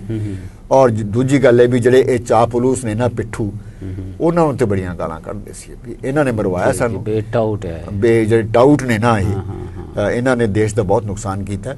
ਔਰ ਦੂਜੇ ਜਿਹੜੇ ਜਸੂਸ ਨੇ ਸਰਕਾਰ ਦੇ ਸਾਡੇ 'ਚ ਭਰਤੀ ਹੋਏ ਨੇ। ਇੱਕ ਡਾਕਟਰ ਸਾਹਿਬ ਸਵਾਲ ਜਿਹੜਾ ਨਾ ਕ੍ਰੂਸ਼ੀਅਲ ਸਵਾਲ ਜਿਹੜਾ ਅੱਜ ਡਿਸਕਸ਼ਨ ਉਹ ਇਹ ਜਿਹੜੇ ਇਸ ਨੂੰ ਤੂਲ ਦਿੰਦੇ ਨੇ ਕਿ ਵੀ ਕੌਣ ਸਨ ਉਹ ਕਹਿੰਦੇ ਨੇ ਕਿ ਵੀ ਕਿਉਂਕਿ ਉਹ ਸਾਂਝੀਵਾਲਤਾ ਦੇ ਵਿੱਚ ਯਕੀਨ ਰੱਖਦੇ ਸੀ, ਕਿਉਂਕਿ ਉਹ ਮਾਨਸ ਕੀ ਜਾਤ ਸਭੇ ਏਕੇ ਪਹਿਚਾਨ ਉਹ 'ਚ ਯਕੀਨ ਰੱਖਦੇ ਸੀ, ਕਿਉਂਕਿ ਉਹ ਇਹ ਯਕੀਨ ਰੱਖਦੇ ਸੀ ਕਿ ਵੰਡ ਕੇ ਛਕੋ। ਇਹ ਸਾਰੇ ਅਸਲ ਉਹ ਕਹਿੰਦੇ ਵੀ ਸਿੱਖ ਉਹ ਇਸ ਕਰਕੇ ਹੀ ਉਹਨਾਂ ਨੂੰ ਕਹਿੰਦੇ ਕਿ ਉਹ ਸਿੱਖ ਸੀਗੇ ਤੇ ਇਸ ਕਰਕੇ ਉਹ ਸਾਂਝੀਵਾਲਤਾ ਵੰਡ ਕੇ ਛਕਣਾ ਤੇ ਬਰਾਬਰਤਾ ਦੀਆਂ ਗੱਲਾਂ ਕਰਦੇ ਸੀਗੇ ਤੇ ਗਦਰ ਲਹਿਰ ਦੇ ਲੀਡਰਾਂ ਨੂੰ ਇਸ ਤਰ੍ਹਾਂ ਪੇਸ਼ ਕਰਨਾ ਕਿ ਜੀ ਉਹ ਸਿੱਖ ਸੀ, ਇਹ ਜਸਟੀਫਾਈਡ ਨਹੀਂ ਹੈ। ਤੁਸੀਂ ਕੀ ਸਮਝਦੇ ਹੋ? ਮੈਂ ਕਹਿੰਦਾ ਵੀ ਜਿਹੜੇ ਹਿੰਦੁਸਤਾਨ ਦੇ ਵਿੱਚ ਸੀਗੇ, ਜਿਹੜੇ ਸਿਰਫ ਅੰਗਰੇਜ਼ ਦਾ ਸਾਥ ਦਿੰਦੇ ਸੀ, ਜਿਹੜੇ ਲੋਕਾਂ ਉੱਤੇ ਜ਼ੁਲਮ ਹੀ ਕਰਦੇ ਸੀ, ਜਿਹੜੇ ਰਜਵਾੜੇ ਸੀਗੇ, ਜਿਹੜੇ ਵੱਡੇ ਜ਼ਮੀਂਦਾਰ ਸੀ, ਜਿਨ੍ਹਾਂ ਨੇ ਜਲਿਆਂਵਾਲੇ ਬਾਗ ਤੋਂ ਬਾਅਦ ਵੀ ਸਰੋਪੇ ਦਿੱਤੇ, ਉਹਨੂੰ ਕੀ ਕਹੋਗੇ? ਉਹਨਾਂ ਦੀ ਅਕਲ ਕਿੱਥੋਂ ਆਈ ਸੀ? ਸੋ ਬਹੁਤ ਮਹੱਤਵਪੂਰਨ ਜਵਾਬ ਦਿੱਤਾ ਹੈ ਡਾਕਟਰ ਸਾਹਿਬ ਨੇ ਕਿ ਅਸਲ ਦੇ ਵਿੱਚ ਜੇ ਇੱਦਾਂ ਲੈਣਾ ਹੈ ਕਿ ਉਹ ਸਿੱਖ ਸਨ ਤਾਂ ਫਿਰ ਜਿਨ੍ਹਾਂ ਨੇ ਅੰਗਰੇਜ਼ ਦੀ ਸੇਵਾ ਕੀਤੀ ਉਹਨੂੰ ਗੈਰ ਸਿੱਖ ਕਹਿ ਦਿਓ, ਜਾਂ ਜਿਨ੍ਹਾਂ ਨੇ ਆਜ਼ਾਦੀ ਦੇ ਸੰਗਰਾਮ 'ਚ ਲੱਗੇ ਹੋਏ ਲੋਕਾਂ ਨੂੰ ਤੇ ਜ਼ੁਲਮ ਕਰਵਾਇਆ ਤਾਂ ਫਿਰ ਉਹਨਾਂ ਨੂੰ ਕਹਿਣਾ ਪਏਗਾ ਕਿ ਉਹ ਸਿੱਖ ਨਹੀਂ ਸਨ। ਬਿਲਕੁਲ ਹੈ ਨਾ। ਸੋ ਇਸ ਕਰਕੇ ਇਹਨਾਂ ਨੇ ਬਹੁਤ ਹੀ ਵਧੀਆ ਗੱਲ ਕੀਤੀ ਹੈ ਕਿ ਇਸ ਤਰ੍ਹਾਂ ਅੰਦਾਜ਼ਾ ਲਾਉਣਾ ਠੀਕ ਨਹੀਂ ਹੈ। ਨਹੀਂ, ਇਹਦੇ 'ਚ ਦੇਖੋ ਨੰਬਰ 1 ਤਾਂ ਇਸ ਗੱਲ ਨੂੰ ਪਛਾਣਨ ਦੀ ਲੋੜ ਹੈ ਔਰ ਸਾਰੇ ਇਨਕਲਾਬੀ ਇਸ ਗੱਲ ਦੀ ਤਹਿ ਦਿਲੀ ਨਾਲ ਮਾਣ ਨਾਲ ਇੱਜ਼ਤ ਕਰਦੇ ਨੇ ਕਿ ਜਿਹੜੇ ਇਹ ਸਾਡੇ ਸਿੱਖ ਭਰਾ ਨੇ, ਇਹਨਾਂ 'ਚ ਬੜੀ ਇਮਾਨਦਾਰੀ ਹੈ। ਇਹ ਇੱਕ ਦੂਜੇ ਲਈ ਖੜੇ ਹੋ ਕੇ ਉਹਦੇ ਲਈ ਲੜਨ ਲਈ ਹਮੇਸ਼ਾ ਤਿਆਰ ਰਹਿਣਗੇ। ਜੀ ਜੀ, ਇਹ ਸਭ ਦਾ ਭਲਾ ਚਾਹੁੰਦੇ ਆ ਜੀ, ਇਹ ਇਮਾਨਦਾਰ ਨੇ ਜੀ। ਇਹਨਾਂ ਵਿੱਚੋਂ ਬਹੁਤ ਸਾਰੇ ਰੱਬ ਦੀ ਭਗਤੀ ਕਰਨ ਵਾਲੇ ਸਨ। ਬਾਬਾ ਵਿਸਾਖਾ ਸਿੰਘ ਨੇ ਉਹ ਤੇ ਹੈ ਹੀ ਸੰਤ ਸਨ, ਮਿਸਟਿਕ ਸਨ ਜੀ। ਆਪਣਾ ਨਿਦਾਨ ਸਿੰਘ ਚੁੱਗਾ ਬਹੁਤ ਭਗਤ ਕਿਸਮ ਦੇ ਇਨਸਾਨ ਸਨ। ਹੋਰ ਬੜੇ ਨੇ ਜਿਹੜੇ ਪੂਜਾ ਪਾਠ ਕਰਨ ਵਾਲੇ। ਸੋ ਬੁਨਿਆਦੀ ਤੌਰ ਤੇ ਉਹ ਬਹੁਤ ਸਾਰੀ ਗੱਲ ਇਸ ਕਰਕੇ ਕਰ ਰਹੇ ਨੇ ਵੀ ਮੇਰਾ ਤੇ ਗੁਰੂ ਮੇਰੇ ਨਾਲ ਹੈ, ਮੈਂ ਸੱਚ ਦੇ ਰਾਹ ਤੇ ਹੈ। ਇਹ ਗੱਲ ਡੈਫੀਨਿਟਲੀ ਬੜੀ ਹੈਲਪਫੁਲ ਹੋਇਆ ਕਰਦੀ ਹੈ। ਪਰ ਜਿਹੜਾ ਜਿਸ ਤਰ੍ਹਾਂ ਦੀ ਸੋਚ ਪੇਸ਼ ਕੀਤੀ ਜਾ ਰਹੀ ਹੈ ਨਾ ਕਿ ਜਿਹੜਾ ਸਿੱਖਾਂ ਦਾ ਫਿਰਕਾ ਹੈ ਇਹ ਜਿਵੇਂ ਦੂਜਿਆਂ ਨਾਲੋਂ ਬਿਲਕੁਲ ਵੱਖਰਾ ਹੈ, ਬਹਾਦਰੀ ਸਿਰਫ ਇਹਨਾਂ ਵਿੱਚ ਹੈਗੀ ਆ ਔਰ ਇਹਦੇ ਕਰਕੇ ਇਹ ਮੂਵਮੈਂਟ ਖੜੀ ਹੋਈ ਹੈ। ਸੋਹਣ ਸਿੰਘ ਭਕਨਾ ਨੇ ਜਿਹੜਾ ਆਪਣੇ ਘਰ ਦੇ ਵਿੱਚ ਪਲੇਕ ਲਗਾਇਆ ਮਾਰਬਲ ਦਾ ਨਾ, ਕਾਫੀ ਵੱਡਾ ਬਣਾਇਆ, ਉਹਦੇ ਉੱਤੇ ਉਕਰਿਆ ਹੋਇਆ ਕਿ ਗਦਰ ਲਹਿਰ ਨੂੰ ਸ਼ੁਰੂ ਕਰਨ ਵਾਲੇ ਭਾਰਤ ਤੋਂ ਗਏ ਹੋਏ ਕਾਮੇ, ਉਹ ਭਾਰਤੀ ਕਾਮੇ ਲਫ਼ਜ਼ ਇਸਤੇਮਾਲ ਕਰ, ਭਾਰਤੀ ਕਾਮੇ, ਭਾਰਤੀ ਵਿਦਿਆਰਥੀ ਤੇ ਜਲਾਵਤਨ ਹੋਏ ਦੇਸ਼ ਭਗਤ, ਤਿੰਨਾਂ ਦੀ ਸਾਂਝੀ ਕੋਸ਼ਿਸ਼ ਦੇ ਨਾਲ ਇਹ ਪਾਰਟੀ ਵਜੂਦ ਵਿੱਚ ਆਈ। ਸੋ ਉਹਨਾਂ ਨੇ ਕਲਾਸੀਫਿਕੇਸ਼ਨ ਇਸ ਤਰ੍ਹਾਂ ਕੀਤੀ ਆ ਕਿ ਜੀ ਕਾਮੇ, ਵਿਦਿਆਰਥੀ ਤੇ ਦੇਸ਼ ਭਗਤ ਜਿਹੜੇ ਜਲਾਵਤਨ ਹੋਏ ਦੇਸ਼ ਭਗਤ। ਸੋ ਇਹਦੇ ਵਿੱਚ ਕੋਈ ਰਿਲੀਜਨ ਦਾ ਜ਼ਿਕਰ ਨਹੀਂ, ਕੋਈ ਫਿਰਕਾ ਪ੍ਰਸਤੀ ਨਹੀਂ ਹੈ ਇਹਦੇ ਵਿੱਚ। ਸੋ ਇੱਕਦਮ ਉਹਨਾਂ ਨੇ ਆਪਣੇ ਘਰ ਦੇ ਵਿੱਚ ਲਾਈ ਹੋਈ। ਹਾਂਜੀ।